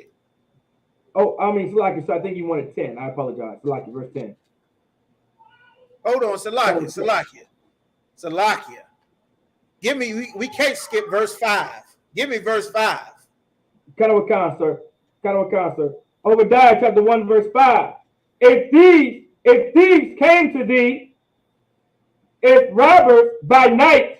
If somebody came and broke in your house to try to steal something from you, if thieves came, if robbers came, keep going. How art thou cut off? Meaning the Lord is going to say, how art thou cut off? You understand? He said, you need to be stopped. He's equating these people to thieves and robbers. Keep going. Would they not have stolen till they had enough? Like, goddamn, how much are they going to steal? The thief might break in your house. What are they going to steal? They might steal a TV, the computer, some laptops, some jewelry. But goddamn, when is enough? Okay, you a thief, you breaking in, but goddamn, keep going. If the great gatherers came to thee, would they not leave some grapes? If they came, would they not leave some grapes? Like, goddamn, if they came, if somebody coming to get grapes, of course, when you go to the grocery store, you pick up some grapes. Grapes falling every damn where. They falling out the bag. They falling off the little stand that they on. Grapes fall every damn where. If you pull the vine to pull off some grapes, the damn vine gonna snap back. Grapes flying everywhere. Meaning, if they come to steal something, or you come to gather grapes as the metaphor, goddamn, how much are you gonna take? I know you came to rob my house, but you gonna steal my TV, my sofa, the drawers that's in the dirty clothes. You gonna steal that too? You gonna steal my forks? You gonna take the plates out the cabinet? You gonna steal my carpet, my drywall, my toilet, my sink, my used bar of soap? Like, goddamn, these people steal everything. They stole our land. They stole us. They stole our children. They stole our names. They stole our identity and started calling themselves Jewish. They moved themselves and their friends into our land. They stole our oil, our paintings, our records. They stole the Bible and gave it to everyone else in the earth. Like, how much are you going to steal? Then they put us in the ghetto. They steal the ghetto. They put us in a hole in the wall. They come back to gentrify the hole in the wall. They take everything. These people are the thieves of the earth. Keep going. Keep that in mind. We're going over the time tonight. We're going to finish this up. Keep going. Verse 6. How are the things of Esau searched out? Like, God damn it, I'm sick of Esau. This is what the prophet Obadiah is saying. Keep going. How are his hidden things sought up? The hidden things that he's done is sought up. You understand? Give me verse 10. Verse 10. For thy violence against thy brother Jacob,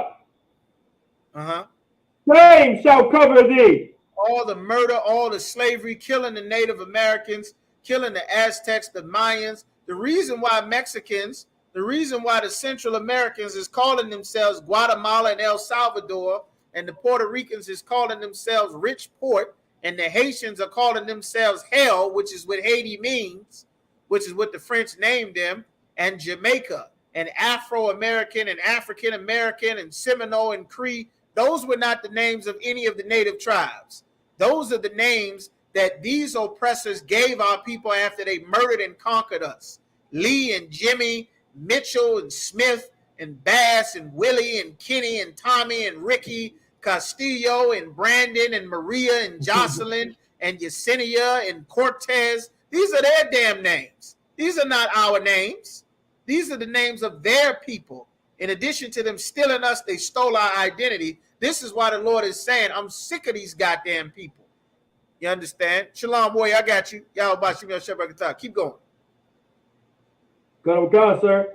And thou, it's like and thou shalt be cut off forever. God is going to cut him off forever. Give me verse 9. Verse 9. And thy mighty men of Teman shall be dismayed. Oh, Teman. Teman is a family of the Edomites. Teman is the smartest family of the Edomites, the so-called German white man. That is Teman in the Bible. They are the smartest of the Edomites, known as Teman. You understand? Those are the so-called Germans. It's where you get your Hitler from, your German, your Nazi scientists that came to America after the World War so that they can work for America's government, that taught them to put the fluoride in the water and all them evil experiments that they did, that they still doing to black people to this very day. You understand? And Hispanics and Native Americans talking about we don't know where those kids went. We lost thousands of kids in the system, all that old kind of nonsense. Let them lose 15,000 Chinese kids. We be speaking China right now. They be doing all kind of suicide, nuclear bombs, everything. Every carryout will be launching guerrilla warfare on America all across this country if they lost 15,000 Chinese kids the way they lose Mexican and Central American kids. That's why the Lord said they're going to be cut off forever. Keep going. Sir. To the end that every one of the mouth of Esau may be cut off by slaughter. The Lord going to wipe them out by slaughter. That's what's coming. The devil, we get into it. Give me Ezekiel 35:5. As a matter of fact, we coming up on the time. I'll take that from there. Ezekiel chapter 35:5, and then we go into Isaiah chapter 14. Like the Lord is going to pay them back for the evil that they have done. Ezekiel 35:5. The Lord said, because thou hast had a perpetual hatred against and has shed the blood of the children of Israel by the force of the sword, meaning they have been killing us since the book of Genesis. They've been murdering us, and they still have not stopped. They've murdered millions of George Floyds, millions of Sitting Bull, rain in the face, red clouds. The Lord is going to deal with them. Now is coming their time to pay, the very beginning of them paying for their evil. You understand? By the force of the sword in the time of their calamity, in the time their iniquity had an end. We're supposed to come out of sin, come out of our punishment. They extending the punishment on us. The Lord sold us into slavery, but he didn't intend for them to tell us to get high and smoke crack and shoot up heroin and end up dying of AIDS. He didn't intend for them to put us in this homosexual Christian religion and turn boys into men that want to be women, and women trying to be a goddamn man, talking about they don't need a man, while they die of everything and their kids get gunned down in the street or end up in prison and getting abused every way to Sunday. Like they did this to us. The Lord did not intend for this. The Lord said they forwarded the punishment. This punishment was supposed to be over. They continued to punish us beyond what the Lord had intended. You understand? It says, in the time of their calamity, therefore, as I live, the Lord said, he's swearing it. I put this on myself. Saith the Lord God, I will prepare thee unto blood. That Russia and Ukraine is the beginning. The Lord is preparing them for blood, and blood shall pursue thee. Sith thou hast not hated blood, even blood shall pursue thee. Like the Lord is going to have blood chasing them. You understand? That's why it's important. You got to stay away from them. The Lord got something horrible coming for Esau. The Russians, the Germans, the Dutch, the French, everybody, Spain, Portugal, the Americans, the Lord saying, stay away from them. The Lord got horrible things coming for them and all of the other nations. Now we go into Isaiah chapter 14 and verse 1. For the Lord will have mercy on Jacob. The Lord going to have mercy on the children of Israel, and will yet choose Israel, so-called blacks, Hispanics, and Native Americans, and shall set them in their own land. Right now, we in America, the Caribbean, North, South, Central America, we all in prison cells all over in Brazil and Peru. That's not our land. Our land is in the Middle East. We come from the lands that I named. That whole Middle East is our land. But all of those people got to go to World War III before they get the hell out of our land. They're not just going to pack up and move. The Philistines didn't pack up and move. The Canaanites didn't pack up and move. The Jebusites and Girgashites and Bashanites and the Amorites and the Hittites and Perizzites and Jebusites and Girgashites, they didn't just pack up and move. The sword of Joshua moved them. That's how they got the hell out of our land. The Lord is going to bring a sword through. Ain't going to be no happy song at the end of this. Not for them. You understand? The earth is getting ready to get put back in its rightful order. You understand? We going way over the time, probably 20, 30 minutes or something. Y'all just hang in there, all right? Just make sure you sign in for attendance. Instagram, Facebook, everywhere you all sign in for attendance, all right? We get you, take you down. It says, and the strangers, the people who are not Israelites, shall be joined with them, and they shall cleave to the house of Jacob. Sounds like everybody going to get the salvation that we going to get. But here is what's really going to happen. And the people shall take them. They're not going to go on their own. They're going to be taken and bring them to their place. People are going to be put in their rightful place in this day.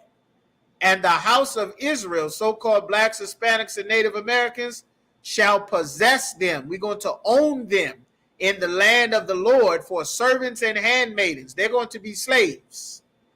They're not, and they shall take them captives. They're going to be prisoners. They're not going to go willingly. They're not going to go and serve you for a 60-hour work week, driving their buses and working in their hospitals and doing construction for them and building up their empire the way that we did. That's not what's going to happen. They're going in iron and chains and thorns, getting whipped and beat with salt and vinegar and hot sauce in their wounds. You understand? That's how they're going. You understand? Like the Trail of Tears that they walked the Native Americans down. Like the fall of the Taino and Aztec Empire. Like the end of the Mayan and Incan Empire. That's how they're going when Christ returns. You understand?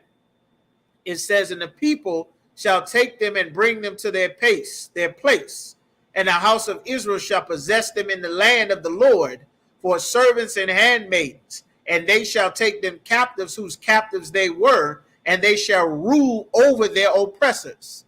And it shall come to pass in that day that the Lord shall give thee rest from thy sorrow. The only way we get rest from our sorrow is not all lives matter. It's not protesting and holding up a sign and beating the tambourine and crying and praying and putting up teddy bears and we shall overcome and rainbow coalition and integration and having a national day of prayer, or everybody bow and take the knee, or you let white people sing rap songs with you, or you let Justin Timberlake and Adele sing soul songs with you and you welcome them into the neighborhood, or you go have sex with their woman like Martin Luther King and tell them I ain't no effing N-word tonight. That's not how this oppression stops. Being a better slave for your oppressor is not going to free you. They're going to use you up till you die like they did to your father's father's father's father, and then get your son, unless the Lord comes and wipes their family line out. That's how we get free. There is no other way. Every other way we've already tried. Have we not already tried every other way? Well, this is God's way. World War III is God's way of getting us free.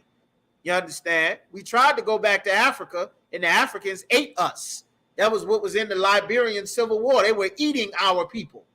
You understand? And the Lord said he's going to give us rest from thy fear and from the hard bondage wherein thou made to serve. You understand? And now let's see right here. The Lord have broken the staff of the wicked and the sepulcher of the, which is that thing that you hold in your hand to show you got power, the sepulcher of the rulers. They got power and authority, the Russians and Germans and the Dutch, the Portuguese, the French, Spain, the American white man. They got great power and authority over us. He who smote the people in wrath with a continual stroke.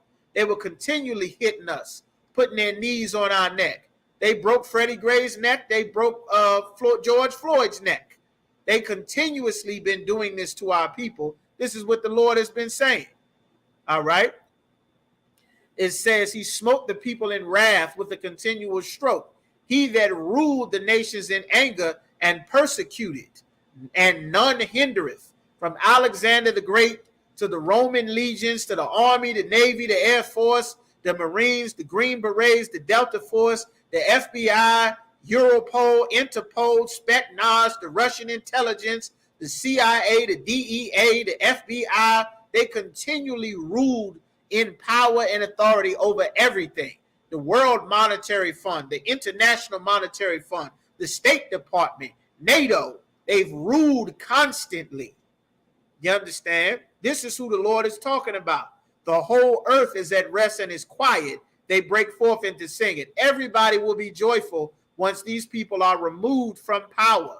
This is what the Lord is saying. All right. It says, the fear trees rejoice. The trees are going to rejoice. Why are the trees going to rejoice?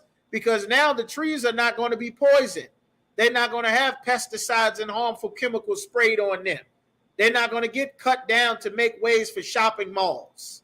You understand? The trees will rejoice. They're not going to build BP oil spills in the rainforest, killing off all the wildlife in the trees. Everything will be able to live a life the way God intended once the devil is gone. once the devil is not free anymore. You understand? Keep going.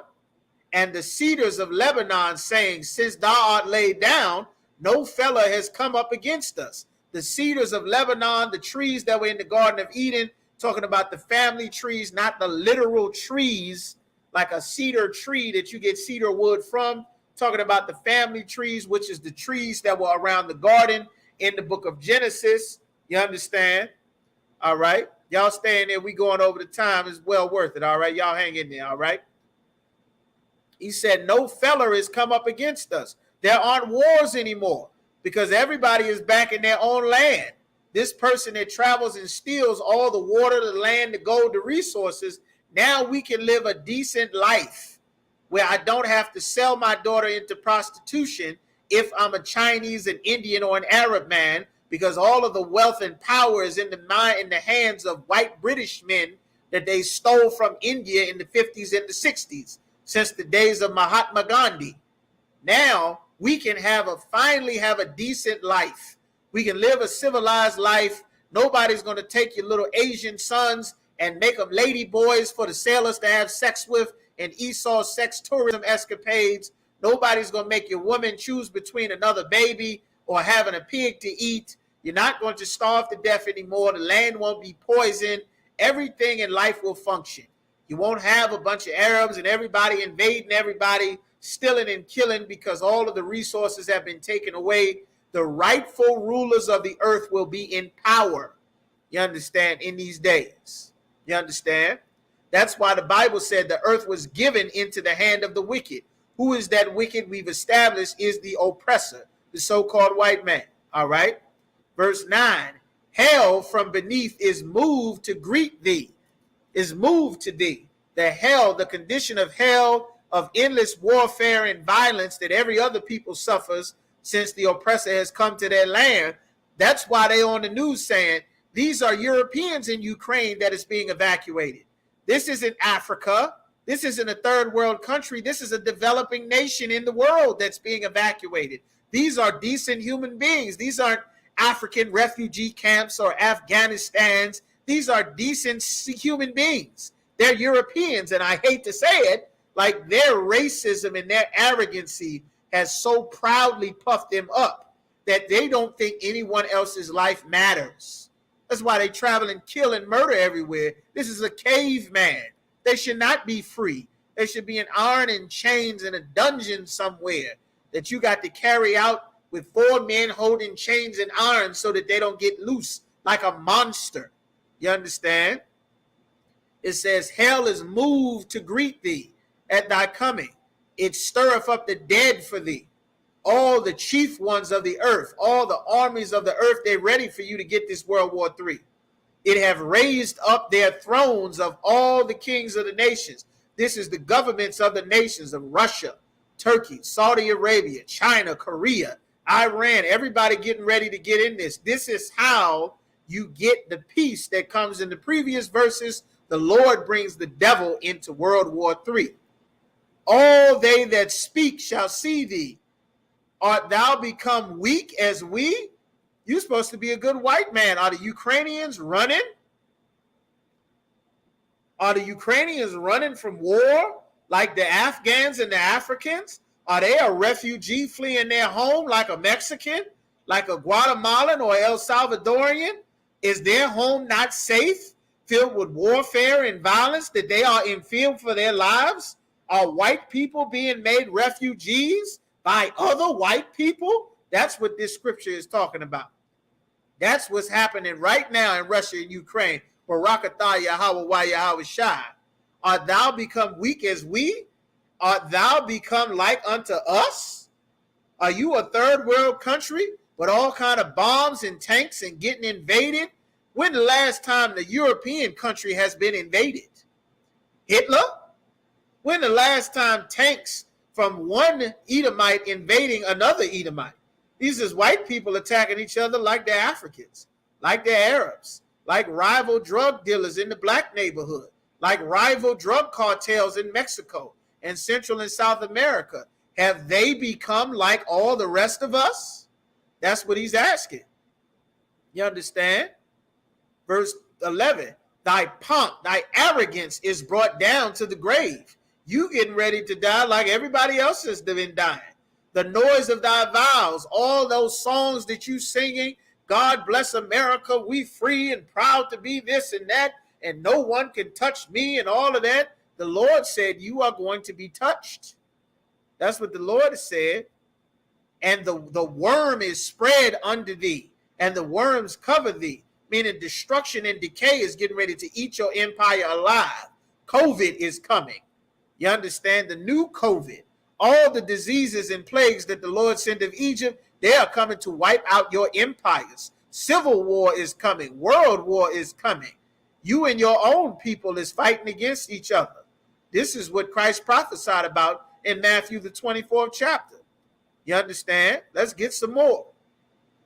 How art thou fallen from heaven? Where is heaven? Your status of power, of authority, of rulership, of being the moral authority on the earth.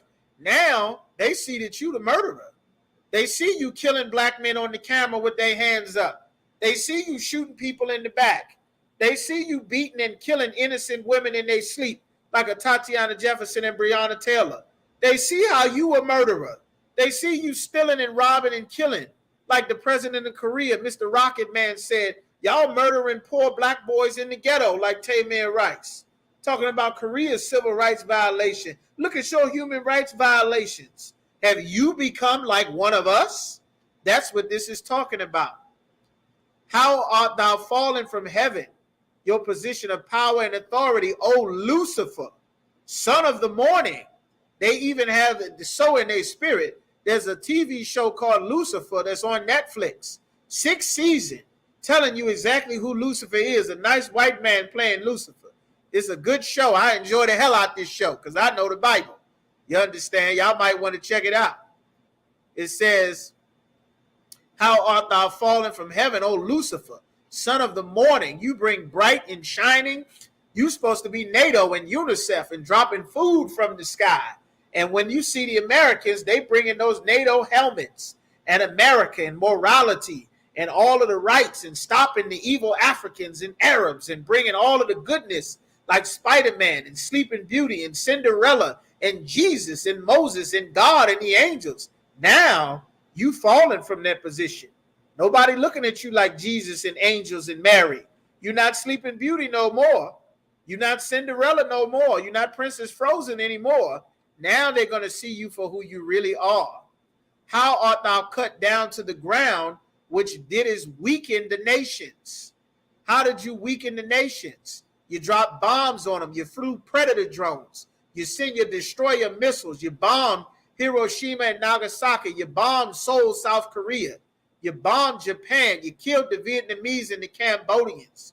You weakened the nations, turning their countries into brothels, all in Indonesia, all set up by the British, all in Malaysia, all in Asia, all of them islands all over there in Bangladesh, all in Sri Lanka, all of them sex trafficking rings that the British set up, all of that heroin and opium that you smuggled from India and Afghanistan and you spread it all across the world.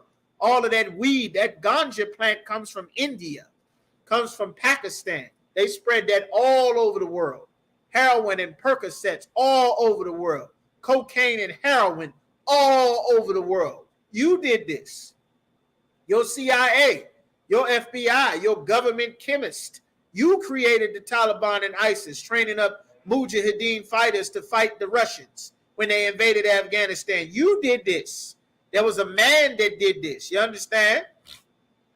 It says you weaken the nations. You put economic sanctions so that they can't function. You destroyed them.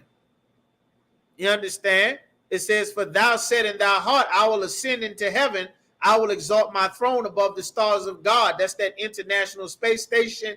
And they also said they will exalt their throne. The stars of God are God's chosen people. They exalted their throne to take over everything that we created. Took our land, took our identity, stole our music, stole our inventions, our dancing, our families, even stealing our babies. You tell our women to kill off our babies. You turn our sons into murderers and drug dealers, you understand, to be your rap star. You took our concept of God and made it about your homosexual religion and now it's filled with child molesters and a bunch of victims that's is in that LGBT community dying of diseases and age. You ruined our families and our way of life following after you. You understand? Like, this is what happened. You understand? This is what the Lord is reading. I will exalt my throne. I will sit upon the mount of the congregation in the sides of the north. I will ascend above the cloud, above the heights of the clouds. I will be like the Most High. Yet shalt thou be brought down to hell, to the sides of the pit, that bottomless pit. They that see thee shall narrowly look upon thee and consider, saying, is this the man? We're talking about Lucifer. Lucifer is a man that made the earth to tremble, that did shake kingdoms. They dropped bombs, atomic bombs, killing everywhere, that made the world a wilderness. They stole all the resources from every land on the planet. They stole everything. You understand? And destroyed the cities, destroyed it with drugs, with prostitution, with poverty, with gentrification that opened not the house of his prisoners. Millions of prisoners here in America. The kings and the nations, even all of them lie in glory, everyone in his own house. You stealing everything. You understand? The Lord said in 21, prepare slaughter for his children for the iniquities of thy fathers, that they do not rise nor possess the land, nor fill the face of the world with cities. For I will rise up against them, saith the Lord of hosts, and cut off from Babylon the name and the remnant, and son and nephew, saith the Lord. Why did the Lord say he's going to cut off the son and the nephew? Because that's how you reproduce that family line. From Cain came the descendants of Cain. He reproduced murders in the earth. From Esau came his descendants, who reproduced Amalek, who produced the Germans, who produced Adolf Hitler, who produced King Leopold, who trained all of the drug cartels and the terrorist groups by America's CIA and FBI, who gave them all of their weapons. All of that AK comes from Russia. Those are white men. Those are Edomites. The German weapons, all your missiles and your bombs, that comes from Esau. You understand? That's the man of sin. This is the devil that the Bible speaks of. Now we're going to go to John chapter 8 and verse 44. Y'all, we're going to get a couple more while y'all hanging in there. I know we way up over the time. We're going to get John 8 and 44. I'm going to get y'all out here. All right? It's a couple more. John chapter 8 and verse 44. You understand? This is Christ speaking. He said, ye are of your father the devil. Who is the devil? And the lust of your father he will do. He was a murderer from the beginning. Who was the murderer from the beginning? Cain. Cain was the murderer from the beginning. Cain committed the first murder. He reproduced the murderers on the earth. The Lord put a mark on Cain. The Lord had Cain be reborn back into the earth with Esau. He is the murderer, the wicked, the deceiver that weakened the nations. Lucifer, according to the Bible, that the Bible tells you in Isaiah the 14th chapter, he was a man. Like Esau is a man, like Cain is a man. This is what the scriptures are saying. All right? Christ is saying he was a murderer from the beginning and abode not in the truth. From the very beginning, he hated the truth. He hated God's laws, statutes, and commandments. He despised the Most High. That's why he brought him his own offering, and Abel brought what the Lord required. You understand?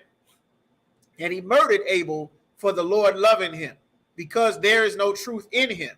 When he speaketh a lie, he speaketh of his own, for he is a liar and the father of it. You understand? The devil. All right. Let me just get one more. Let's see. He that right. John chapter 1, 1 John 3 and 8. He that committeth sin is of the devil, for the devil sinneth from the beginning. You understand? From the beginning, the devil sinned. Who was that sin? That sin was Esau. That murder. You understand? That's what it's talking about. The deceiver that deceiveth the whole world. 1 Peter 5 and 8 tells you, be sober and vigilant, because your adversary, your enemy. Who is your enemies? The Lord said, ye shall be sold unto your enemies for bondmen and bondwomen. In Genesis 28 and 68, your enemy, your adversary, the devil, as a roaring lion walketh about seeking who he may devour. Like, this has always been our enemy from the very beginning. You understand? The devil that the Bible speaks of, our oppressor, the white man, is the devil that the Bible speaks of.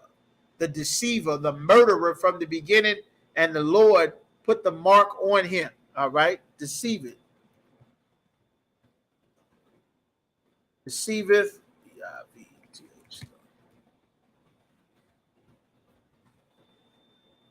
Get one more, deceiveth. All right, Revelations chapter 12 and verse 9. In verse 9 says, and the great dragon was cast out. That dragon is talking about a literal man. The serpent that was in the garden was an actual man. We'll have to cover that for another time. The serpent was a man.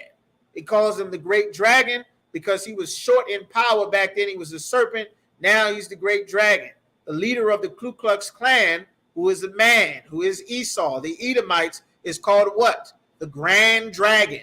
They chose dragon for a reason. That's why the Grand Dragon wears all red. It's spiritual. They are red. The Lord put the red mark on Cain. That mark was born back on Esau. They're known as the dragon in Revelation. They're Lucifer in Isaiah. They are the devil that the Bible speaks of. It's an assignment that the Lord gave to be the devil, just like the Lord made an assignment to be the righteous. The dragon was cast out. That old serpent called the devil. The devil was that serpent from the very beginning, the deceiver, and Satan. Satan is the angel that gives him his power, which deceiveth the whole world. The word devil means deceiver. You understand? He was cast out into the earth, and his angels were cast with him. This is talking about the war in World War III that is coming. His power and authority ruling the earth is coming to an end. That is what you're seeing in the beginning of World War III. Russia and Ukraine, other nations are getting dragged into it. The Africans is jumping in. Everybody's getting ready to get involved in this war. It's going to spiral out of their control. You understand? This is what the Bible is prophesying with that. We way over the time. Why are y'all hanging in there? With that, we are the Israelite School of Universal Practical Knowledge. Start out of 1 West 125th Street in Harlem, New York. You understand? We are not affiliated with any other Israelite group. If you're not an ISUPK, you're not in the truth. Get in here, get solid, do your time, contact the school in whatever city and state that you are in. Do not just sit, just hanging out, just watching videos for 20, 30 years. Don't do that. We don't have that kind of time. It's getting ready to get life and death crunch time. We've been saying that for a long time. Get in here, get locked in, get solid. You understand? Get in these classes, contact the school in your city. You understand? No, you are only born of your nation. You not come back as another nation of people. You're only born. If you die a black man, you'll come back a black man or an Israelite. If you die an Asian, you'll come back a Moabite or an Ammonite. The seed reproduces of itself. Just like if a lion dies, the babies that lion is going to put in that female lioness can only be more lions. You plant an apple seed in China, you get apples. Plant an apple seed in America, you'll get apples. The seed reproduces of itself. You understand? You cannot die a black man and come back a white man. That's not the seed that you come from. All right? When a brother comes into the school, they're off limits for 6 months. They're here to be saluted only. They're here to learn and share themselves of the world. You understand? After 6 months, if a brother or sister has an interest in a particular person, they're to get counsel from the heads to speak to a brother or sister. You understand? Very important. If you are in the truth, you coming into these classes and you are single, do not marry anybody. Marriage is permanent. Don't marry anybody, man or woman, nobody. Get in these classes, sit, learn, change your life, learn what marriage is, learn what the Lord requires. If you do not have any permanent obligations like marriage, don't run out and tie yourself to anybody. You need to learn what God said life is about. Who you are associated with is going to be very important to your life and survival in these upcoming times, because the Lord is getting ready to turn the world upside down with these wars. Empty gas stations, empty grocery stores, famines. The school's going to be shut down. School's going to be shut down again. Everybody going to be with their own kids. Won't be nobody going to work. Won't be no gas. You understand? 911 getting cut off. Won't be no police evicting nobody. Everybody going to be running for their life from these new COVID plagues that the Lord got set up. All that, it's time to learn to obey the Lord and not sin against him, because the Lord is sending death through like death has never been sent before. You understand? All right. Tithes, a commandment from the Most High. 10% of every penny of any increase the Lord gives to you, you pay to the school. Go right isupk.com, put your amount. 10% of whatever you get a check, a stimulus check, welfare check. You find $20 on the ground, you hit the lottery.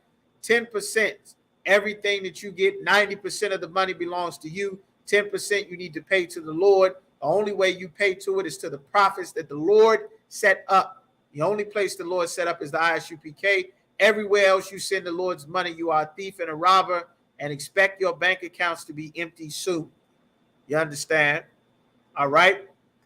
Upcoming high holy days, the Passover, April the 15th, coming up, Cocoa Beach, Florida. Make your reservations. Get your rental vehicles, your plane tickets, your trips, whatever car you're going to drive. Get your car ready.